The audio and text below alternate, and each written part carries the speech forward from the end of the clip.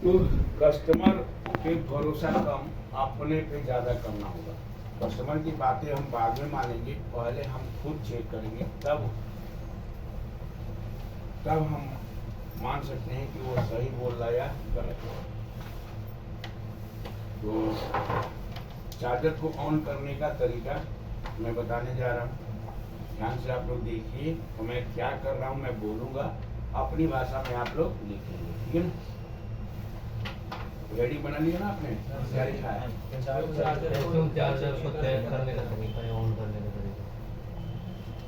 Vacuum charger को check करने का तरीका है, ऑन करने का। हाँ, तो अब आपको लिखना है पहला स्टेप। पहला स्टेप में क्या क्या करेंगे? सबसे पहले तो इसमें झाड़ू पोछा करेंगे। झाड़ू पोछा का मतलब समझ गए? हाँ, झाड़ू पोछा करना है। किससे झाड़ू पोछा करेंगे?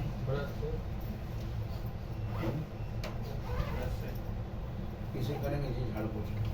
वो हवा मारने की गन आती है जी, उससे करेंगे। एयर ब्लोअर या ब्रश जो भी उसे झाड़ू पोछा करेंगे। अब झाड़ू पोछा क्यों करते हैं?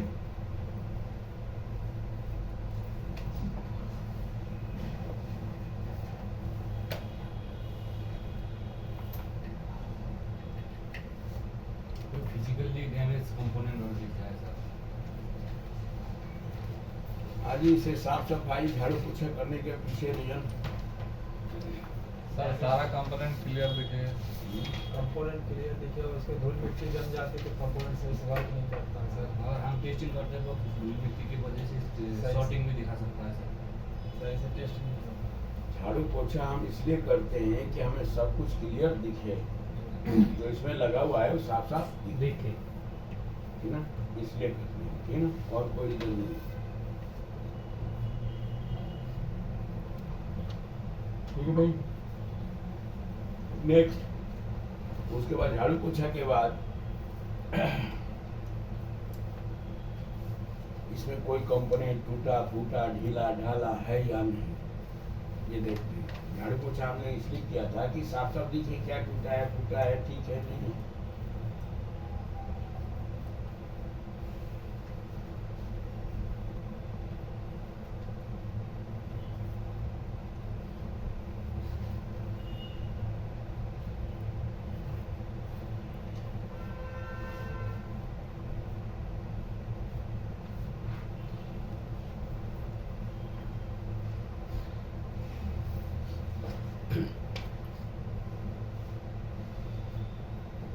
तो भाई,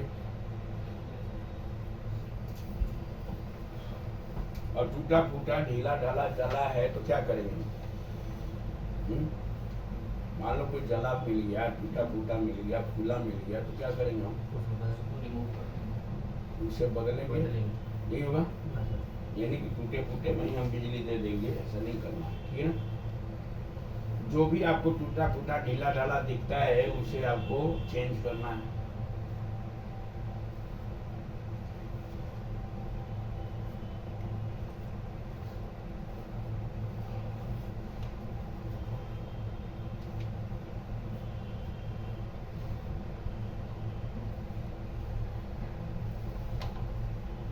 और ड्राई सोल्डिंग भी चेक करनी है।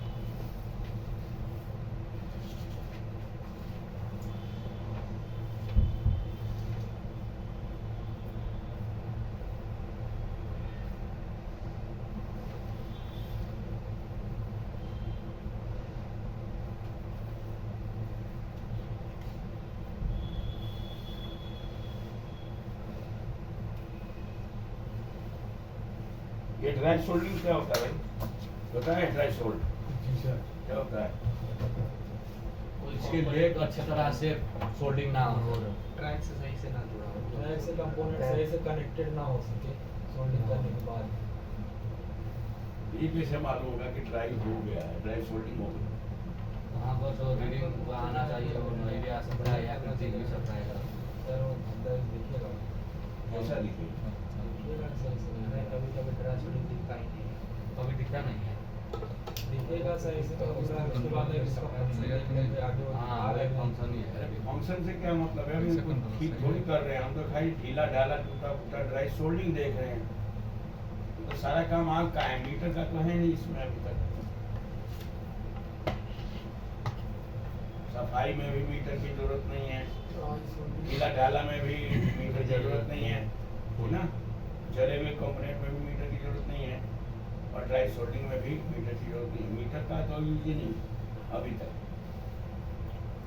तो ड्राई सोल्डिंग कैसा होता है, किसी को पता है, कभी देखा है? सर ड्राई सोल्डरिंग करने पे इस जैसे इस कंपोनेंट में कर रहे हैं अगले भी कंपोनेंट पर हो जाएगा स्टार्टिंग में ड्राई सोल्डरिंग से वो भी। मैंने ये नहीं कहा कि आप सोल्डिंग करते समय कोई शॉर्टिंग कर दिया तो उसको कैसे देखना है। मैंने पूछा है ड्राई सोल्डिंग क्या है, क्या होता है, ये कैसा होता है, देखने में कैसा दिखता है, कैसे पता करेंगे कि ये ड्राई सोल्डिंग हो गई है? नहीं मालूम? हमको नहीं है कि तो इसको हिंदी में ट्रांसलेट कर लो, जो नहीं समझ में आता है, जो मैं इंग्लिश बोल रहा हूँ उसे हिंदी में बदल लो, अपने आप मिल जाएगा। क्या करना है? ड्राई का मतलब होता है सूखा, ड्राई का मतलब होता है सूखा, और सोल्डिंग मतलब चिपकना, सूखा सोल्डर चिपका हुआ, या सूखी सोल्डरिंग, सूखी सोल्डरिंग, ये तो कह रहा हूँ। ड्राई सोल्डिंग नहीं समझ में आता है तो थोड़ा किसानों के पास जाओ कि बोला भैया अकाल पड़ता है तो तुम्हारे खेत में कैसा होता है? अकाल का खेत कभी देखा है आपने, या बिना पानी का खेत देखा है, सूखा खेत देखा है? बंजर हो क्या होता है, वो फट जाता है, तो मिट्टी क्या होती है वहाँ पे, फट जाती है। दरारें पड़ जाती हैं। तो उसी तरह से इस सोल्डिंग में हल्का बारीक दरार दिखेगा, उसे क्या कहते हैं, ड्राई सोल्डरिंग। या दूसरा तरीका है, मान लीजिए कुछ लोग चश्मे वाले हैं, मैं भी उसमें हूँ, अब चश्मा से दिखाई नहीं दे रहा तो फिर भी मालूम हो जाएगा कैसे। इसके लिए क्या करना होगा, इसको साफ सफाई जब करेंगे ना, जब सफाई करेंगे तो जहाँ सोल्डिंग बढ़िया होगा वहाँ को मिट्टी हट जाएगी, जहाँ पर सोल्डिंग बढ़िया नहीं होगा वहाँ मिट्टी रुक जाएगी, यानी वहाँ की गंदगी साफ नहीं। सारी सोल्डिंग आपको एकदम चमकते हुए दिख रही है, लेकिन दो ऐसी सोल्डिंग है जहाँ पे चमक न के बराबर है या बहुत ही कम चमक है, दूसरे चमक से नहीं मिल रहा है, दूसरे सोल्डिंग के अंदर जितनी चमक है उसमें चमक नहीं मिल रही है, उसे क्या कहते हैं हम, ड्राई सोल्डिंग। समझ बात? अब अपनी भाषा में लिख लीजिए, मैंने समझाया कई तरीके से, आप उसे किस तरह से रिएक्ट कर रहे हैं आपको लिखिए। ड्राई सोल्डिंग किसे कहते हैं?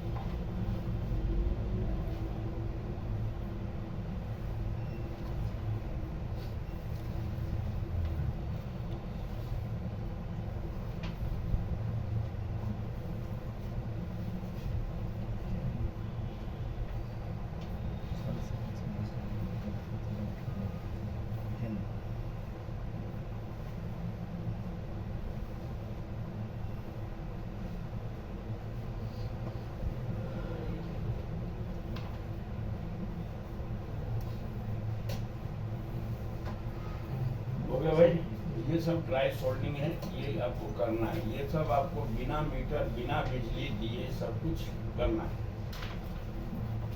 अब अगर मान लो ये सब ठीक है, आपने साफ सुथरा किया, कोई टूटा फूटा ढीला ढाला ड्राई सोल्डिंग नहीं है, तो भी अब आप बिजली अभी तक या बैटरी नहीं जोड़ेंगे, ठीक है ना। तो अब अगला स्टेप लिखिए। अगला स्टेप आपको क्या क्या करना है, इनपुट इम्पीडेंस चेक करना है कि check input impedance, input impedance को चेक करें। कैसे लेंगे अभी बताएंगे आपको, प्रैक्टिकल बता देंगे। Check input impedance, output impedance और स्विचिंग इम्पीडेंस।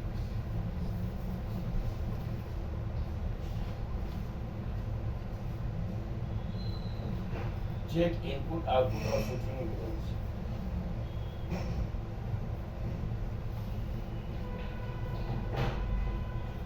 इनपुट आउटपुट और स्विचिंग स्विचिंग इम्पीडेंस Switching यानी कि MOSFET चेकिंग और driver section checking transistor checking. Check input output और स्विचिंग इम्पीडेंस। ठीक हो गया। अब रहा सवाल, मान लो मैं चार्जर को ठीक करना चाहता हूँ या कंट्रोलर को ठीक करना चाहता हूँ, तो क्या करना चाहिए? बिजली दे के देखना चाहिए, बैटरी दे के देखना चाहिए, कि इस तरीके से जो मैं बताया इस तरह से करना चाहिए? इस तरह से पहले बैटरी देंगे, बैटरी से पहले बैटरी दे देंगे। नहीं, पहले तो इम्पीडेंस सर पहले Impedance लेने के बाद सब Impedance बैटरी लेने के बाद Impedance अगर लेके impedance सही है आ तो रहा है उसके बाद तो बैटरी बैटरी तब देंगे। अगर शॉर्टिंग दिखा रहा है impedance हमारा सही है हाँ, नहीं आ तो रहा तो sorting- हम पहले sorting कंपोनेंट करने चेक के- कर लेंगे। शॉर्टिंग लेने को शॉर्टिंग पे जाना हाँ, सॉर्टिंग हटाने फिर चेक करेंगे। हाँ जी, बोलो क्या करना चाहिए? नहीं पता?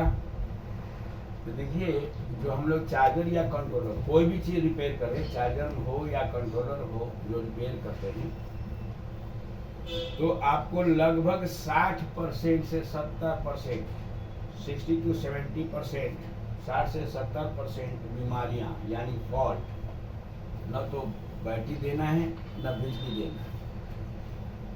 बिना बैटरी और बिना बिजली दिए 60 से 70% प्रॉब्लम को सॉल्व कर लें।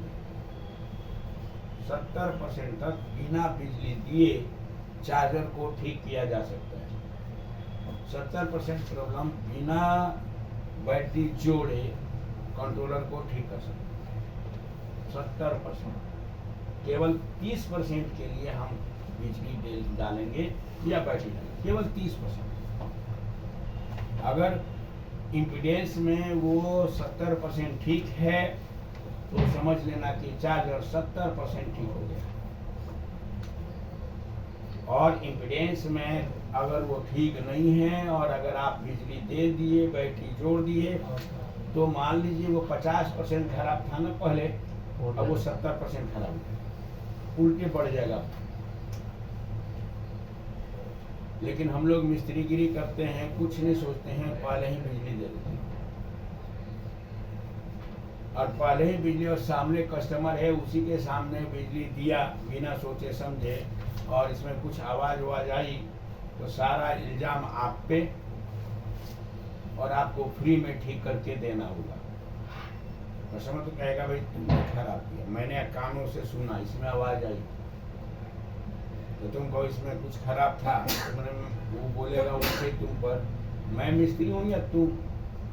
मुझे पता होता है ये सब, तो क्यों तुम्हारे यहाँ लाता? तुम्हें जानना था ना कि इसमें कैसे करना है। तो फ्री में भी आपको ठीक करके देना पड़ेगा अगर टेढ़ा मिल गया तो, ठीक ना? तो इसलिए ना तो चार्जर को आप डायरेक्ट जोड़ सकते हैं बैटरी से, और ना बिजली से, ना कंट्रोलर को। आप उसे पहले इम्पीडेंस में ठीक करें।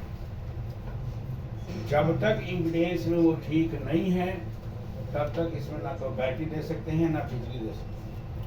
और आप 70% ठीक कर पाएंगे, 70%। ये नहीं। अब सवाल उठता है इम्पीडेंस क्या होता है? इम्पीडेंस होता क्या है पता है? देखिए, हमारे जो फॉल्ट फाइंडिंग है ये 4 चीजों पर निर्भर करता है। अगर 4 चीज जिसको मालूम है ये फॉल्ट को ठीक कर सकता है, किसी भी फॉल्ट को ठीक कर सकता है। 4 चीजें बस। क्या होना चाहिए? पहले आपको कोई भी फॉल्ट ठीक करना है तो आपको पहला पता होना चाहिए सेक्शन। सबसे पहले आपको क्या पता करना होगा? सेक्शन। उसके बाद होता है सब सेक्शन। उसके बाद सब सेक्शन में सस्पेक्टेड कंपोनेंट, और उसके बाद उस सस्पेक्टेड कंपोनेंट को चेक करना। यानी जब हम कोई चीज रिपेयर करते हैं तो बहुत ही छोटा हो जाता है। 4 हिस्सों में इसको, माने 4 तरीके से हम इसको ठीक कर सकते हैं, या 4 स्टेप हम लेंगे। पहले मान लीजिए हमें कोई प्रॉब्लम है चार्जर में, तो हमें पता होना चाहिए कि मैं जिसे ठीक करने जा रहा हूँ उसमें कौन कौन से सेक्शन हो, यानी सेक्शन पता होना चाहिए आपको, फिर उसका सब सेक्शन पता होना चाहिए, सब सेक्शन में लगे हुए जो ज़्यादातर खराब होने वाले कंपोनेंट होते हैं वो कौन होते हैं ये आपको मालूम होना चाहिए, और उसके बाद उस खराब होने वाले कंपोनेंट की चेकिंग आनी चाहिए। अगर ये 4 चीज़ भी आ गया तो न तो आपसे कंट्रोलर बच पाएगा ठीक होने से और न चार्जर। लेकिन जब तक आपको ये नहीं मालूम तब तक बहुत मुश्किल है ना। तो अभी हम इम्पीडेंस के बारे में बात कर रहे हैं, और इम्पीडेंस भी हम लेंगे, कैसे लेंगे अभी आपके आंखों के सामने होगा, लेकिन ये चीज़ मेरा काम था बताना, उसको समझिए। और ठीक करने का तरीका जो होता है, हम एक तो होता है कूल टेस्टिंग, चार्जर को कूल टेस्टिंग में भी ठीक किया जा सकता है, और एक होता है हॉट टेस्टिंग, हॉट टेस्टिंग में ठीक किया जा सकता है। तीसरा होता है इम्पीडेंस चेकिंग, इम्पीडेंस टेस्टिंग, इसमें भी चार्जर को ठीक किया जा सकता है। और चौथा होता है self testing, cool testing, hot testing, impedance testing और सेल्फ टेस्टिंग, यानी 4 तरीके। और तो अभी हम इम्पीडेंस टेस्टिंग किसे कहते हैं ये मैं आपको समझाने जा रहा हूँ। इम्पीडेंस के क्या बेनिफिट्स ऑफ इम्पीडेंस, इम्पीडेंस हम क्यों लेते हैं या इम्पीडेंस के फायदे क्या हैं। तो इम्पीडेंस का फायदा क्या होता है, बहुत सारे फायदे हैं इम्पीडेंस, इतना ज़्यादा है कि आप सोच नहीं सकते। इम्पीडेंस का फायदा ये है कि मान लीजिए कि किसी ने यहाँ से ट्रांजिस्टर खोल के फेंक दिया, मान लो किसी सर्किट से ट्रांजिस्टर खोल के फेंक दिया, तो इम्पीडेंस के द्वारा वहां पे लगने वाला ट्रांजिस्टर एनपीएन है या पीएनपी है ये पता चल जाएगा, बेस कौन है, कलेक्टर कौन है, एमिटर कौन है ये पता चल जाएगा, ठीक है। इम्पीडेंस के द्वारा हम और भी बहुत है, इसमें शॉर्टिंग है या ओपन है ये पता चल जाता है, शॉर्टिंग है या ओपन है, इसमें शॉर्टिंग हो रही है या ओपन हो रही है ये पता चल जाता है। इम्पीडेंस के द्वारा हम सप्लाई पिन पता कर सकते हैं, आउटपुट पिन पता कर सकते हैं, इनपुट पिन पता कर सकते हैं, ठीक है। और इम्पीडेंस के द्वारा कहाँ से कहाँ तक सही है कंपनी है, कहाँ से कहाँ तक सर्किट ठीक है और कहाँ से कहाँ तक खराब है ये हम पता कर सकते हैं। तो बहुत सारे फायदे हैं, क्योंकि अभी आपको दिखने लगेगा, तो बहुत सारे फायदे होते हैं। लेकिन हम लोग मिस्त्री क्या हैं, फटाफट कस्टमर आया, फटाफट बिजली में बत्ती में जोड़ा, उसी के सामने पटाखा बजाया और फिर कहा कि जाओ अब कल, जबकि वो उसी दिन में ठीक हो सकता, उसी समय ठीक हो सकता, 10-15 मिनट में ठीक हो सकता। तो पटाखा बज गया, आप होपलेस खुद हो गए, तो क्या ठीक होगा? नहीं होगा। तो इसलिए आपको क्या करना होगा, इसे ठीक करने के लिए कुछ नियम जानने होंगे इम्पीडेंस के बारे में। अब मैं इम्पीडेंस के बारे में बता रहा हूँ कि इम्पीडेंस किसका लेंगे और कैसे लेंगे। कैसे लेंगे वो अभी दिखाएंगे आपको, लेकिन इम्पीडेंस किसका लेते हैं, किसका हम इम्पीडेंस लेते हैं, तो किसका लेंगे इम्पीडेंस पता है? सेमीकंडक्टर कंपोनेंट का। किसका लेते हैं हम इम्पीडेंस? सेमीकंडक्टर कंपोनेंट का। यानी अगर हमें कहीं इम्पीडेंस लेना है तो मुझे सेमीकंडक्टर कंपोनेंट का इम्पीडेंस लेना होता है। तो बताइए सेमीकंडक्टर कंपोनेंट कौन कौन से होते हैं, कौन बताएगा? स्टार्ट कहाँ से कौन बताओ? मैं चाहता हूँ यहाँ पे 10 लोग बैठे हैं तो 10 तरह के सेमीकंडक्टर कंपोनेंट का नाम पता होना चाहिए। 10 लोग बैठे हैं, अगर 20 लोग बैठे हैं तो 20 तरह का होना चाहिए। तो चलिए एक एक करके बताइए कोई सेमीकंडक्टर। हाँ जी सर बताइए कोई सेमीकंडक्टर आप। अरे एक ही बताया, एक ही बताना। चलो इसने सही बताया भाई, इसको नहीं मालूम है लिख लो। सेमीकंडक्टर कंपोनेंट कौन कौन से होते हैं, इसने सही बताया ड्राइवर। एक बार रिपीट हो गया तो दोबारा वो नाम नहीं आना चाहिए। तो दूसरा बोलो भाई। मॉस्फेट्स राइट, सही बताया इसने। गुरु जी आप राइट, सही बताया नहीं, ट्रैक। हाँ जी सर आप।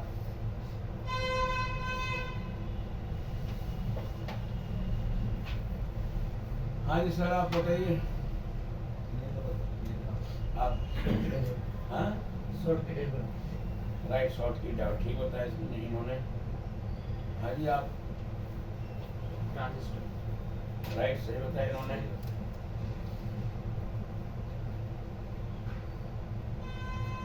हाँ जी आप। वो तो मॉस्फेट में आ गया। ऐसे मॉस्फेट नहीं बोला था। IGBT होता क्या है? बड़ा नाम सुना है आप लोग की तरफ से। IGBT होता क्या है? IGBT मॉस्फेट ही है सर। बड़ा नाम क्या होता है? इंसुलेटेड गेट बाइपोलर उसका भी स्विचिंग का ही काम होता है। जिनकी सर हाई स्विचिंग के लिए प्रोटेक्शन के लिए लगाया जाता है। मॉस्फेट दोनों से मिलकर लगाया जाता है। क्या होता है भाई? IGBT का पूरा नाम insulated gate bipolar transistor integrator, insulated insulated gate bipolar transistor पूरा नाम होता है उसका। और आपके सब्जेक्ट में यूज होता ही नहीं है, कहीं यूज नहीं है, कहीं भी। न तो आपके कंट्रोलर में यूज है, न आपके चार्जर में।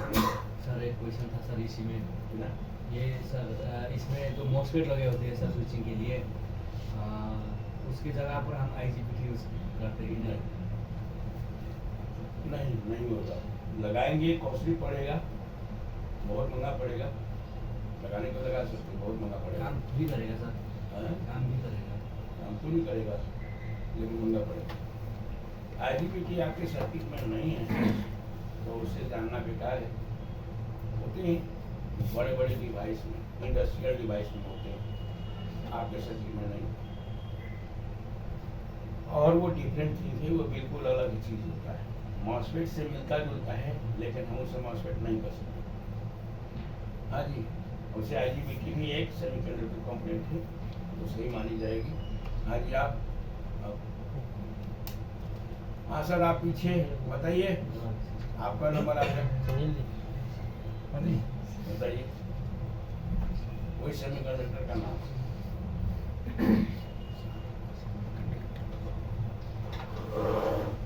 जो आप लिख चुके हैं वो नाम नहीं आना चाहिए दोबारा। हाँ जी रजिस्टर हाँ जी रजिस्टर नहीं, रजिस्टर नहीं होता। आप back diode group of diode में आ गया ना यार, वैसे तो हम कहते रहेंगे तो हजारों हो जाएंगे फिर।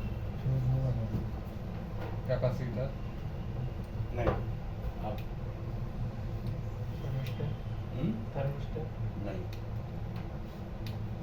आप सर आपकी इस क्लास के हो नहीं, कल से बैठ रहे हो क्यों? नहीं पहले जब आपका क्लास चालू होगा उस समय आइए। तो बात ये थी तो आपने बोला था भेज देंगे हैं? तो फिर आ गए। मेरे को कोई इन्फॉर्मेशन नहीं, खैर कोई बात नहीं, आप लोग जाना पड़ता है, बाद में करेंगे। बताइए क्यों? सब तो बता दिए सही पूरे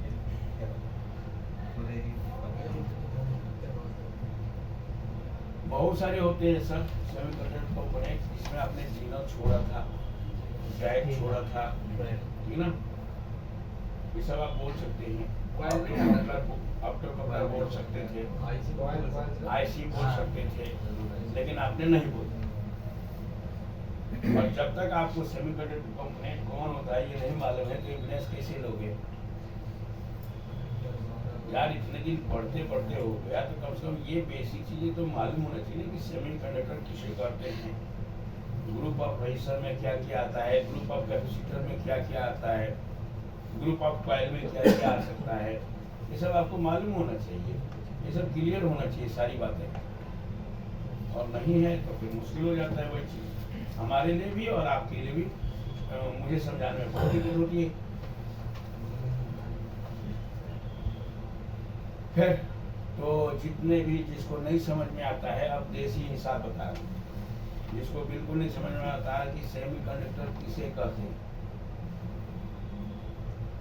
जो पढ़ा लिखा नहीं है उसके लिए सबसे बेस्ट तरीका, बोर्ड पे 2 पिन का कोई काला कलर का कंपोनेंट, कम से कम 2 बोर्ड पे कम से कम 2 पिन का काले रंग का कोई कंपोनेंट लगा है जो फाइबर बॉडी में बना है, वो उसे सेमीकंडक्टर कहते हैं। समझ गई बात? अब मुझे नहीं पता फाइबर कैसा होता है, आप खुद पता करो कैसा होता है ना। तो ऐसा कंपोनेंट जो कम से कम 2 पिन का हो या 200 पिन का हो या 2000 पिन का हो, और 2 पिन से कम नहीं होना चाहिए।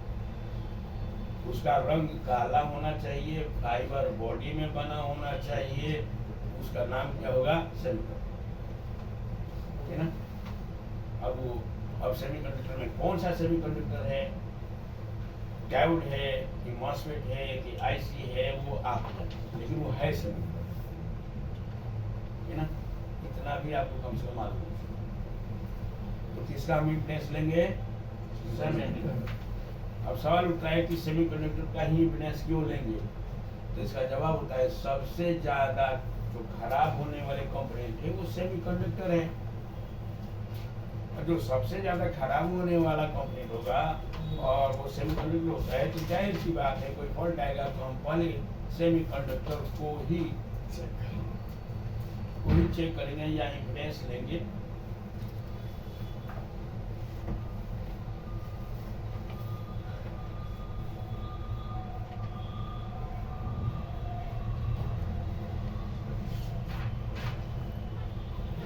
अब अगला क्वेश्चन है कि सेल्फ टेस्टिंग और इम्पीडेंस टेस्टिंग में डिफरेंस क्या होता है, ठीक है ना।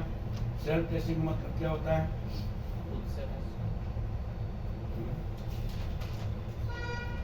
सेल्फ टेस्टिंग यानी खुद का टेस्ट, एलोन, अकेला। किसी हम विशेष कंपोनेंट को चेक करने जा रहे हैं बोर्ड पे, वो खराब है या नहीं, उसे कहते हैं हम सेल्फ टेस्टिंग।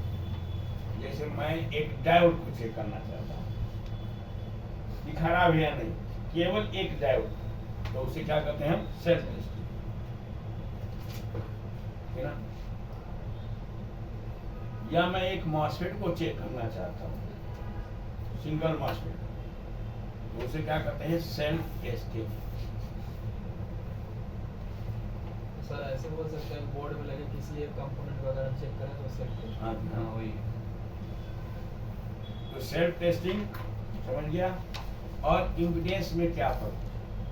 तो जिस मुख्य कंपोनेंट यानी जिस सेमीकंडक्टर का आप इम्पीडेंस ले रहे हैं, तो उस सेमीकंडक्टर कंपोनेंट के साथ साथ उसके पिन के साथ जो भी कंपोनेंट जुड़ा है उनका भी हम जानकारी एक साथ ले रहे हैं, यानी जैसे मान लीजिए एग्जांपल के लिए मैंने एक मॉसफेट का इम्पीडेंस टेस्ट किया, गेट का कितना इम्पीडेंस आ रहा मैं नोट किया, तो गेट ठीक है या नहीं और गेट से जुड़े कंपोनेंट ठीक है या नहीं, ये जानकारी हमें मिल गई इम्पीडेंस। फिर उसी तरह से ड्रेन का इम्पीडेंस लिया, तो ड्रेन ठीक है या ड्रेन से जुड़े कंपोनेंट ठीक है या नहीं, ये हम पता कर लिए, ठीक है ना। उसी तरह से हम सोर्स का, यानी जिसका हम इम्पीडेंस लेते हैं उससे जुड़े कंपोनेंट भी हमें पता चल जाता है, ठीक है भाई। समझ में आ रहा कुछ? हाँ जी। ये सब काम आप लोग किए नहीं थे क्या? सब तो करना पड़ेगा, चाहे चार्जर हो या कंट्रोलर हो, तो आपको ये सब कुछ आना चाहिए। और इससे फायदा क्या होगा कि आपको लगभग 70% चार्जर ठीक है कि नहीं है ये पता चल जाएगा। और अगर वो ठीक नहीं है तो उतना उसका इम्पीडेंस आप मेंटेन करो तो टेंशन फ्री रहोगे। उतना कर दिया तो इतना भरोसा हो जाता है कि ये चल जाएगा, भले वो ठीक ढंग से चले चाहे ना चले, लेकिन वो उम्मीद है चालू होने की। लगभग 70% उम्मीद हो जाती है कि चालू हो जाएगा, 30% हमें कंफर्म करते हैं।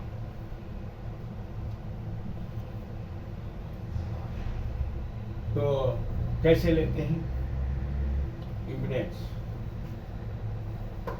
ये समझिए ना आप। अब कैसे लेते हैं इम्पीडेंस, लिखो इम्पीडेंस लेने का तरीका।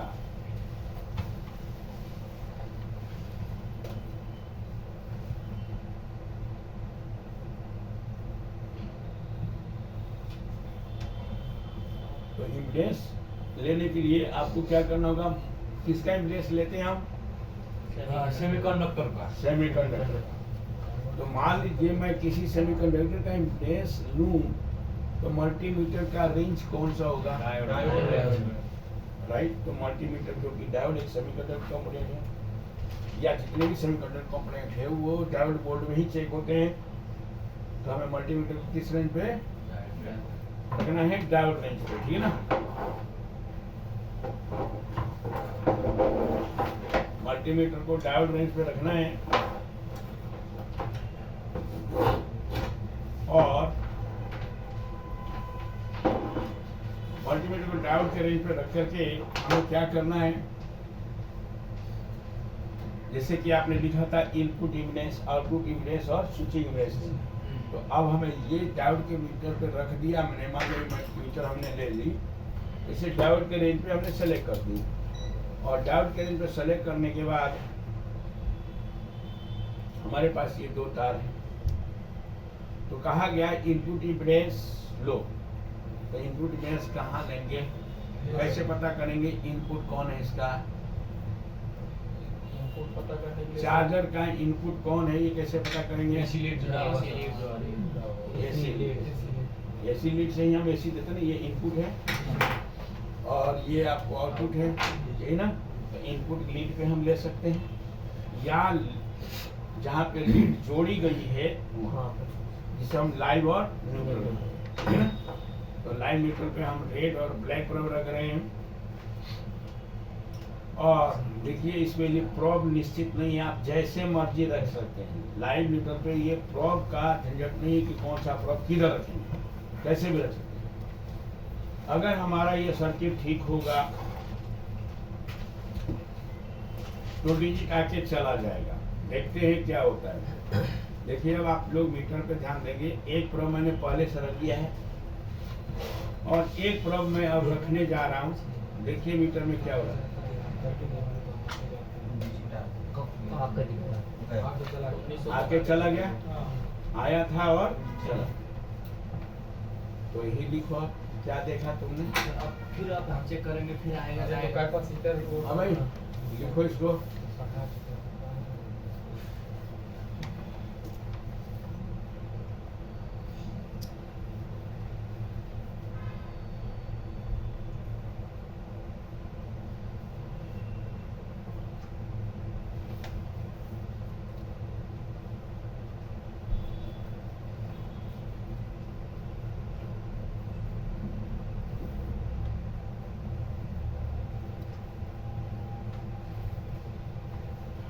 आके चला जाए तो क्या कहेंगे हम, लिख लिया।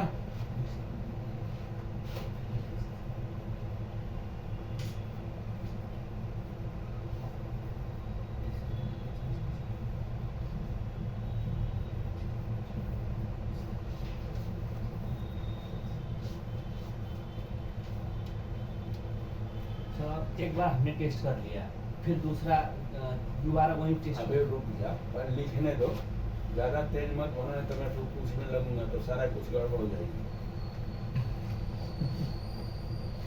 आगे आपको नहीं समझ में आएगा तो पूछो, जो टॉपिक चल रहा है उसमें डिस्टर्ब मत करो। हाँ अगर मैं छोड़ रहा हूँ, स्किप हो रहा हूँ तो जरूर पूछ ले।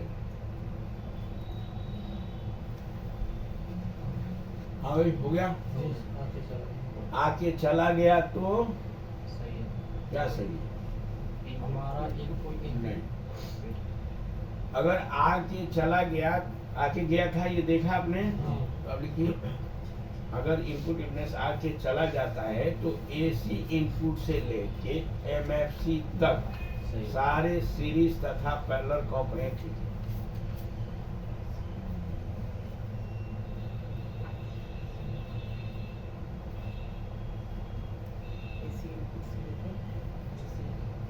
MFC तक सारे सीरीज और पैरेलल कंपोनेंट ठीक हैं।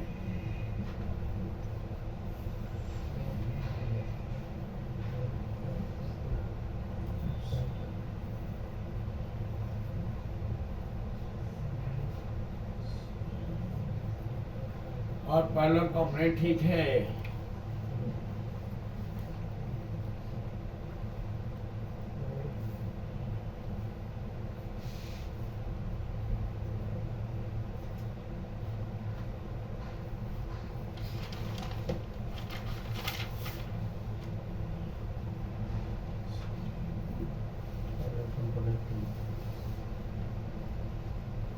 यानी जैसे कि मैंने आपको बोला था कि इम्बेलेंस में जिसका आप इम्बेलेंस ले रहे हैं वो केवल एक ही चीज नहीं, उसके साथ और भी जो जुड़े होंगे वो सबका एक साथ हम इम्बेलेंस ले सकते हैं। एक साथ हमने एक तरह से ये बहुत ही तेजी से चेकिंग हो गया कि इनपुट से लेके यानी यहाँ से लेके यहाँ तक पूरा एक ही बार में आने पूरे सर्किट को चेक कर डाला कि खराब है या यह फायदा हुआ आपका इम्बेलेंस का, ठीक ना। हमें एक एक चेक नहीं करना पड़ा, लेकिन अगर नहीं आता तो करना पड़ता, तब सेल्फ हमें लेना पड़ता कि क्या खराब है ना। अब मान लो कि फिर से देखते हैं इसको, इस बार फिर से बताना क्या होता है। आया आके चला गया। अब देखो नहीं आ रहा। अब यही लिखना है, इनपुट इम्पीडेंस लेने पर मल्टीमीटर कुछ नहीं शो कर।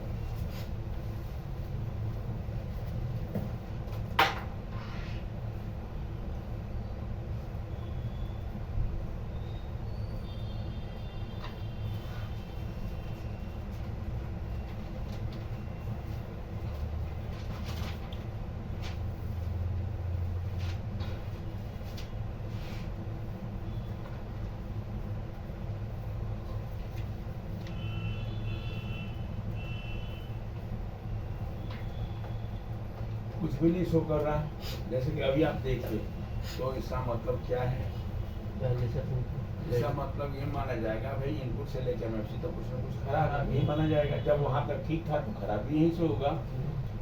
फिर अगर मान लो कि हम ऐसा करने पे नहीं आता है तो आपको क्या करना है, एक बार ये चिमटी लेना है या कुछ ऐसा चीज लेना है जो शॉर्ट हो सके। इस कैपेसिटर को ऐसे शॉर्ट कर देना, ठीक ना। एक और एक यहाँ दो है ना, बड़ा वाला कैप्सूल को शॉर्ट करो, चिमटी से शॉर्ट करो चाहे तार से शॉर्ट करो, जैसे भी करो लेकिन शॉर्ट करो। और शॉर्ट करने के तुरंत बाद देखना है आया क्या, आया। तो सपोज दैट मान लो कि फर्स्ट टाइम में आपने ऐसे रखा और नीचा के नहीं गया, तब तो खराब है इसमें, ये मान लिया जाएगा। लेकिन हम क्या करेंगे कि एक बार एमएफसी को ऐसे शॉर्ट कर लेंगे, मान लो नहीं आया तो हम एमएफसी को शॉर्ट करेंगे और शॉर्ट करने के बाद फिर से चेक करेंगे। अगर डीजी आके चला गया तब तो ठीक है, लेकिन एमएफसी के शॉर्ट करने पर भी नहीं आया तब तो खराब, तब तो क्या माना जाएगा, ठीक है। अब एक चीज लिख लीजिए अपनी तरफ,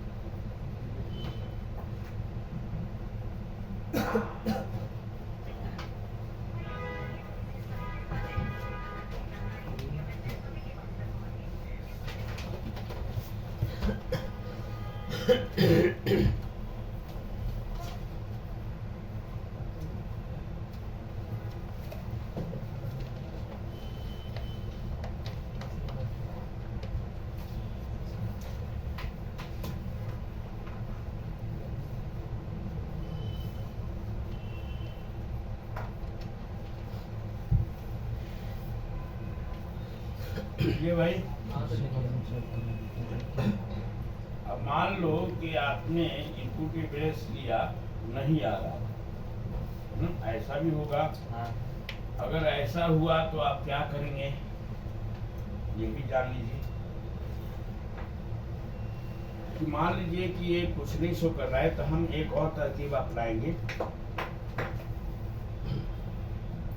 सपोज दैट हमने इनपुट इंडेक्स लिया, ये भी आ रहा भाई, आगे चला गया, चला गया ना। अब मैं फिर से ले रहा हूँ, अब नहीं आ रहा, नहीं आ रहा। और मान लो हमने एमएफसी को डिस्चार्ज किया, डिस्चार्ज करने के बाद भी नहीं आया, तो हम क्या करेंगे, अब यहाँ पे नियम लागू होगा। आपको न्यूट्रल वाले ट्रैक पर ब्लैक प्रोब रखना है, न्यूट्रल वाले ट्रैक पे ब्लैक प्रोब, और रेड प्रोब एमएफसी के माइनस या ब्रिज के माइनस। अगर ऐसा कर देते हैं और मल्टीमीटर 400 से 800 ओम शो कर गया, और फिर इन्हीं दोनों टर्मिनलों पर प्रोब बदल देने पर नील शो कर गया, तो ये माना जाएगा कि एसी इनपुट से लेके एमएफसी के माइनस तक जितने भी सीरीज कंपोनेंट हैं वो सही है। समझिए भाई, अभी आप देख लीजिए, फिर समझ लीजिए, फिर लिख लीजिए। अब सवाल उठता है कि न्यूट्रल हमें मालूम होना चाहिए, क्योंकि यहाँ पे पहले में तो रेड ब्लैक कैसे भी लगा सकते थे। अब यहाँ पे जब तक न्यूट्रल नहीं मालूम तो प्रोब इस्तेमाल नहीं होगा, जब तक लाइव नहीं मालूम तब तक प्रोब इस्तेमाल नहीं होगा। तो पहले मुझे बताइए कि न्यूट्रल या लाइव ट्रैक कैसे पहचानें।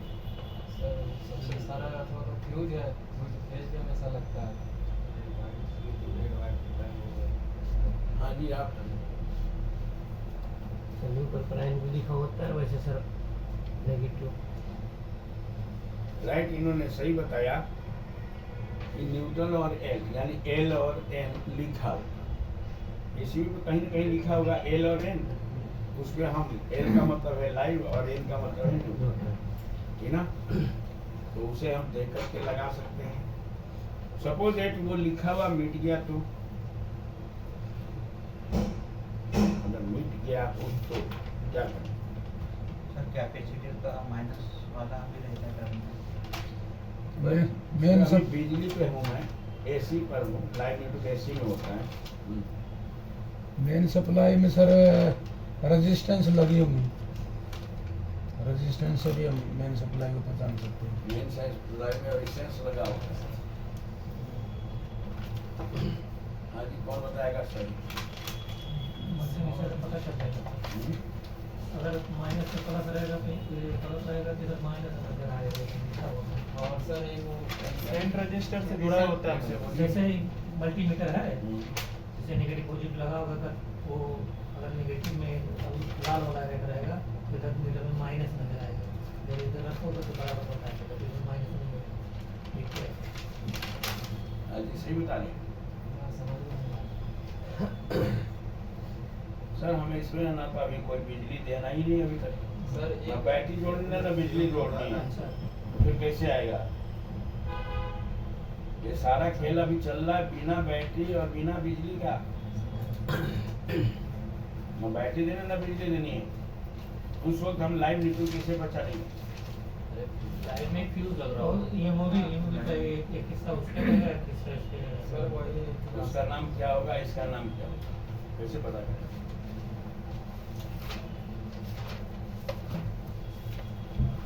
और भी बताएगा भाई। एल और एन लिखा है तो कोई टेंशन नहीं, न लिखा हो तो टेंशन ही टेंशन है। तो ऐसी स्थिति में हम कैसे पता करेंगे कि लाइव वाला कौन है। लाइव वाला बात तो सर वो के साइड में रहेगा। ब्लैक वायर होगी। रेड वायर अरे कहाँ ये पूरा ही ब्लैक है यार, देखो सामने ये ना काला लाल दिख ही नहीं रहा। अच्छा यहाँ पे कर है, यहाँ पे अब दोनों ही लाल लाल है तो दोनों ही काला काला है तो हमारे मिस्त्री भाई इसको काट कूट के फेंक देते हैं और ऐसा तार लगा देते हैं, दोनों ही लाल। तो क्या होगा सर भाई? सर्किट में बिना सप्लाई दिए ही हमें पता करना है फ्यूज और न्यूट्रल, तो सर वही तो क्या कहते हैं वो फ्यूज ही है ऑप्शन रजिस्टर है। राइट। अगर स्टैंडर्ड सर्किट है, सही सर्किट है, अगर ब्रांडेड सर्किट है तो लाइट पर ही फ्यूज लगता है। सीधा से जब आगे फ्यूज पता करना है, फ्यूज का फ्यूज वाले टर्मिनल को क्या मान लेना है, लाइट। और फ्यूज वाले के बाद जो बच गया वो क्या हो गया, न्यूट्रल। एक पता चलती है, दूसरा तो अपने आप मालूम हो जाएगा। तो यही कीजिए कि लाइट पे से पता करते हैं।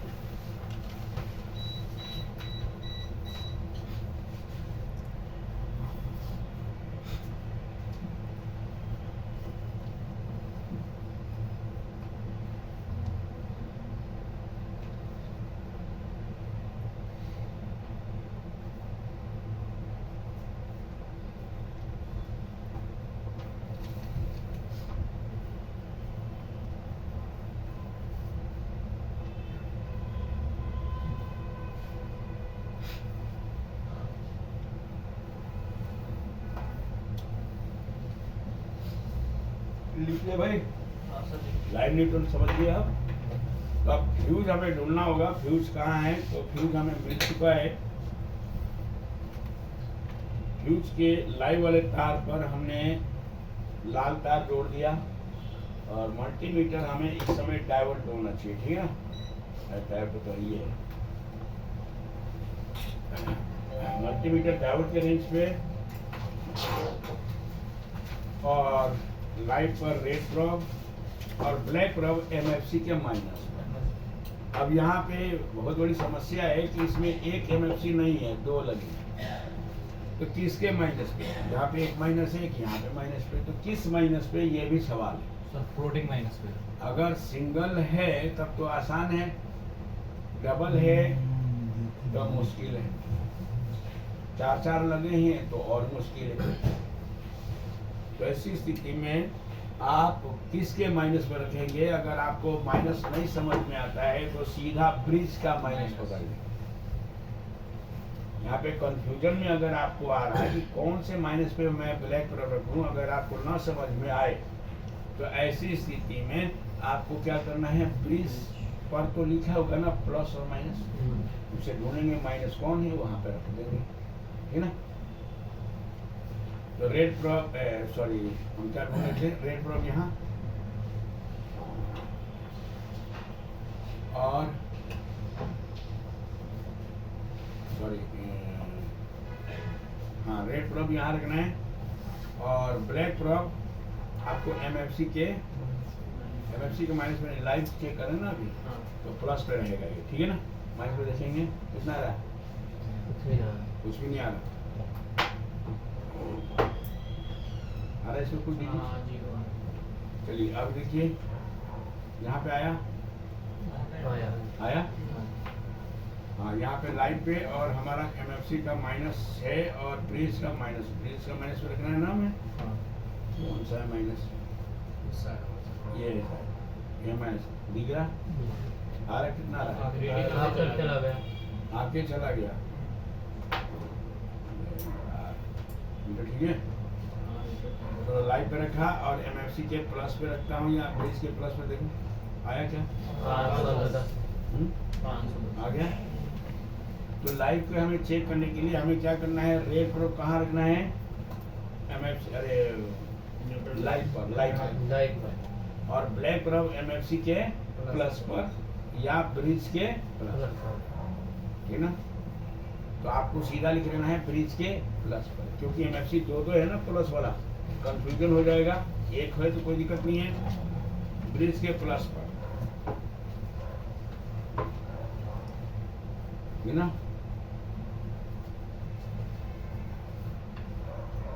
रेड प्रॉब को लाइव के तार पर और ब्लैक प्रॉब को एमएफसी के प्लस पर या ब्रिज के प्लस पॉइंट पर प्रॉब रखें।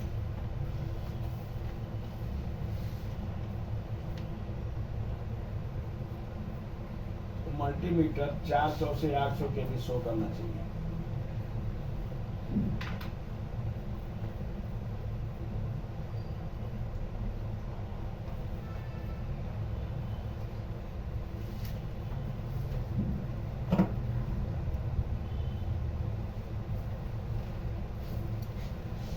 चार सौ से 800 के भी शो करना चाहिए।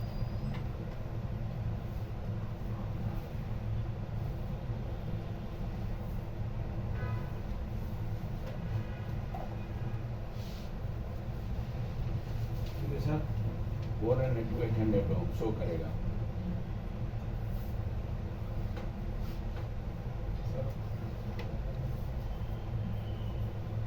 तो अभी आपने देखा कितना ओम शो कर रहा था ये 510।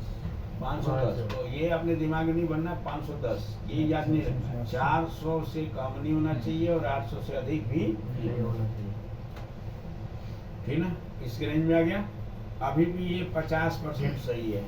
ठीक है ना। अब इन्हीं दोनों टर्मिनलों पे हम प्रॉब को बदलेंगे, यानी जहाँ पे लाल रखा था वहाँ पे काला और जहाँ पे काला रखे थे वहाँ पे लाल। अब ये नील हो जाना चाहिए, कुछ नहीं शो करना चाहिए। ठीक है, देखते हैं इसे प्रॉब को बदल के नील आना चाहिए। नील आया, कोई बात नहीं, नील हो गया ना फाइनल, रुका तो नहीं। नील आ गया, इसका मतलब क्या है, complete live track is okay between the AC input to positive terminal of MFC. इसको लिख लीजिए, ऐसा हमने किया ना। प्रॉब को बदलने पे नील शो करने पर एसी इनपुट से लेके एमएफसी तक सारे सीरीज कंपोनेंट ठीक है।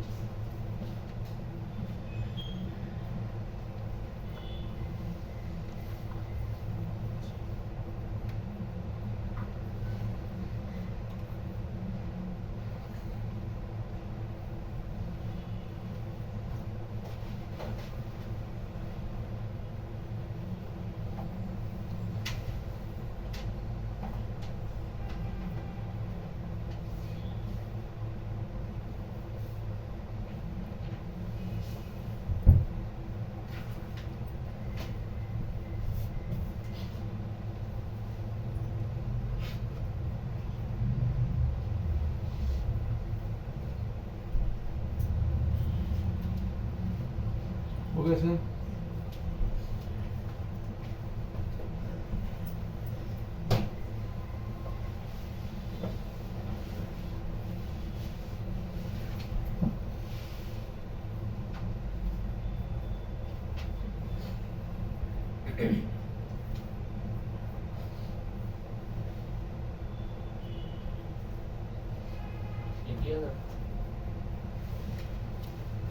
ठीक है, अब आपको न्यूट्रल के लिए लिखना है। न्यूट्रल के लिए, न्यूट्रल ट्रैक के चेकिंग के लिए क्या करना है, ठीक है ना, पहले समझ लीजिए फिर लिखिए। न्यूट्रल ट्रैक को चेक करने के लिए सेम रूल अपनाएंगे, मल्टीमीटर टावर पे होगा, लेकिन न्यूट्रल पे हमें क्या करना है, ब्लैक प्रॉब और रेड प्रॉब ब्रिज के माइनस पर या एमएफसी का माइनस पर। तो फिर वही आएगा 400 से 800 के बीच। और जब मैं इन दोनों टर्मिनल पे प्रॉब को बदलूंगा तो फिर वही होगा नील। अगर ऐसा हो गया तो ठीक है, अब करके देखते हैं, फिर अपनी भाषा में आप लिखिए। इस समय मैं न्यूट्रल ट्रैक को चेक करने जा रहा हूँ। न्यूट्रल ट्रैक पे मैंने ब्लैक प्रॉब लगा दिया और सीधा ब्रिज के माइनस पे रखा हूँ रेड प्रॉब, ठीक है ना, या एमएफसी का माइनस। ये एमएफसी का माइनस है, तो यहाँ पे देखो 400 से 800 के बीच कुछ आना चाहिए। आया है कुछ, वही चीज हम ब्रिज के माइनस पे भी रख सकते हैं, सेम आना चाहिए, है ना, आ रहा है। अब मैं प्रॉब को बदलूंगा तो कुछ नहीं आना चाहिए। ये देखिए, पहले जहाँ पे काला था वहाँ लाल लगा रहा हूँ, जहाँ लाल था वहाँ पे काला था, अब नहीं लगा। ठीक है भाई, क्लियर हो गया। तो अगर ऐसा हुआ तो एसी इनपुट से लेके MFC तक सारे सीरीज कंपोनेंट ठीक है। ये अपनी भाषा में लिख लीजिए जो मैंने किया है।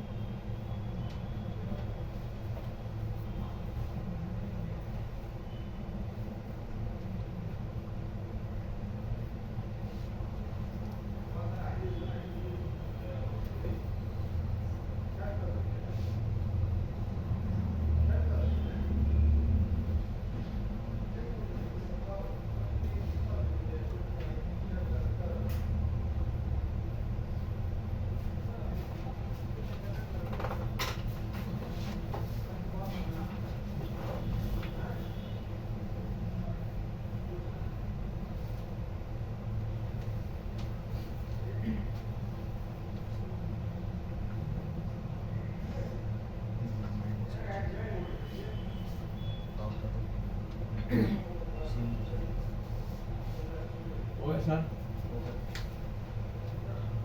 तो ये आपको इनपुट इम्पीडेंस लेने का तरीका था। अब आते हैं स्विचिंग का इम्पीडेंस। स्विचिंग मॉसफेट का इम्पीडेंस ना, स्विचिंग मॉसफेट का इम्पीडेंस कैसे लेंगे, लिखिए हेडिंग बना दो स्विचिंग मॉसफेट का इम्पीडेंस।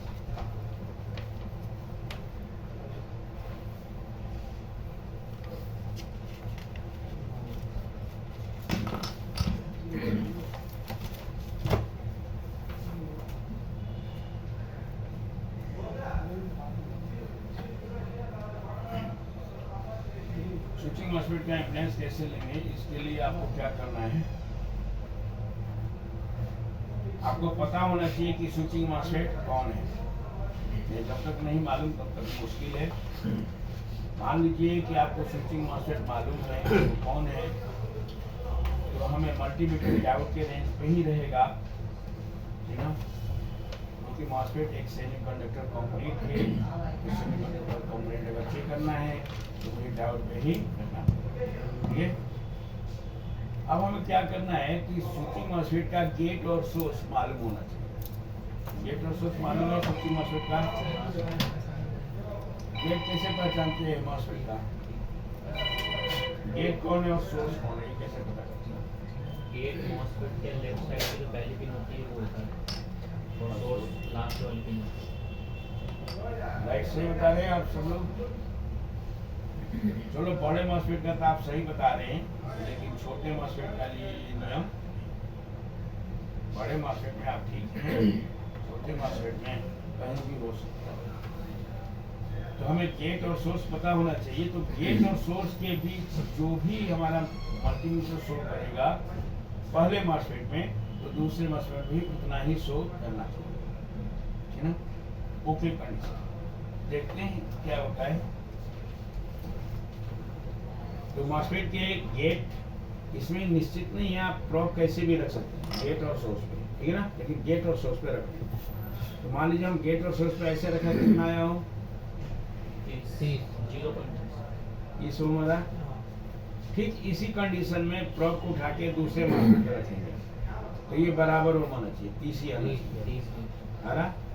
इसमें 1-2 ओम आगे पीछे चलेगा, ठीक ना, 1-2 ओम आगे पीछे चलेगा, देखिए आपको समझिए भाई। अब कैसे रखा, गेट और सोर्स के बीच इक्वल ओम आना चाहिए, 30 ओम आना जरूरी है ना, दोनों बात।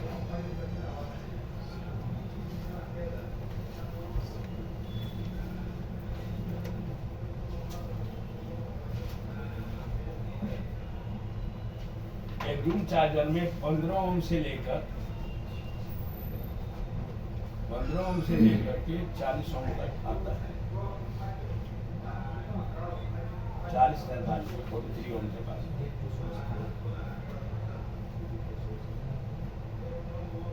15 से 40 तक।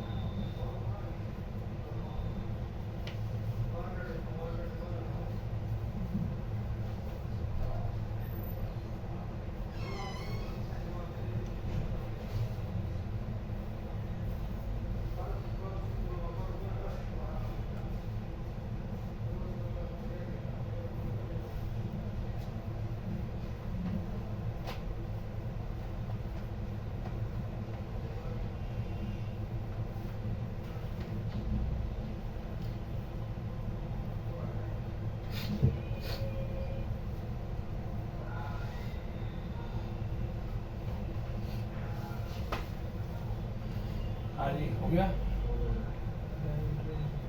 अब नेक्स्ट, यानी इसका मतलब ये 0 0 ओम, दोनों में 0 0 ओम आ गया तो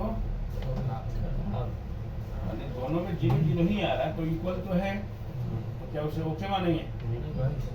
0 नहीं होना चाहिए, है ना? अब आते हैं नेक्स्ट। अब क्या करेंगे कि मल्टीमीटर को डाउट के रेंज पे ही होगा। अब यहाँ पे फिर से नियम लागू, पहले वाले में नियम नहीं लागू था, अब नियम लागू हो जाएगा और ब्लैक प्रोब को हमें बीच में यानी ड्रेन में रखना होगा।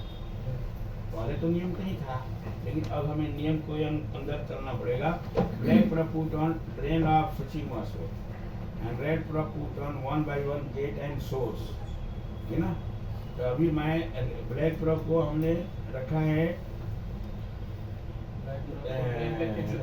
ड्रेन पर और रेड प्रोब आपको रखा है मैंने गेट पर। ड्रेन टू गेट चले। ड्रेन टू गेट कितना है भाई? 518 आ रहा, 518 ओम शो कर रहा। और ड्रेन टू सोर्स कितना शो कर रहा? नील नहीं होगा भाई, ड्रिल नहीं होगा, दोनों साइड पहले शो करना चाहिए। कितना रहा? 400 493 और इधर कितना था? 518। तो यही तरीका यहाँ पर भी आएगा, सेम आया बराबर। 593 था ना, आ रहा है इसमें कितना? 478, ऐसे थोड़ी होगा, बराबर होना चाहिए भाई। 494, 494 और यहाँ पे 478, कितना का फर्क है?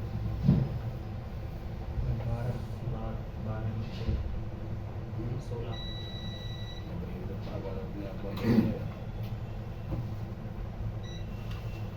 5-6 ओम आगे पीछे चलेगा, ज्यादा का फर्क नहीं चाहिए। देखो ड्रेन टू, मुझे देखने दो पहले, फिर दिखाता हूं।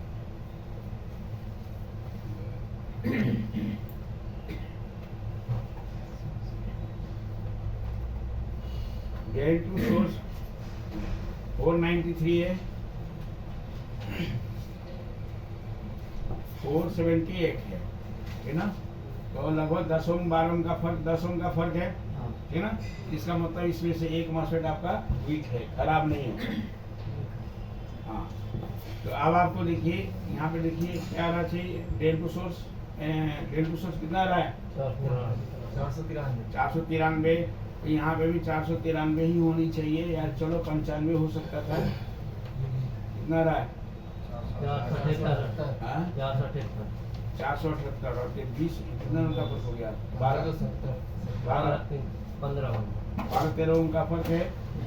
तो इसका मतलब है कि ये एक्यूरेट नहीं मानी जाएगी, सही नहीं मानी जाएगी। चलने को चल तो जाएगा, लेकिन एम्पियर का इशू आएगा, एम्पियर सही नहीं होगा और मॉसफेट जल्दी खराब होगा, है ना?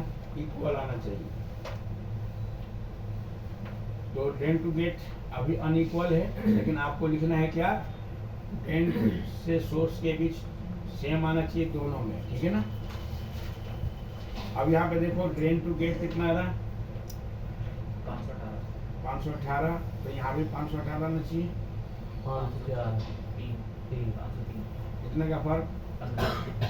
12-13 उनका फर्क, यानी ये एक मॉसफेट आपको वीक है इसमें, है ना? जिसका पहले में भी डिफरेंस आ रहा था, ड्रेन टू सोर्स में भी आ रहा था, ड्रेन टू गेट में भी आ रहा था।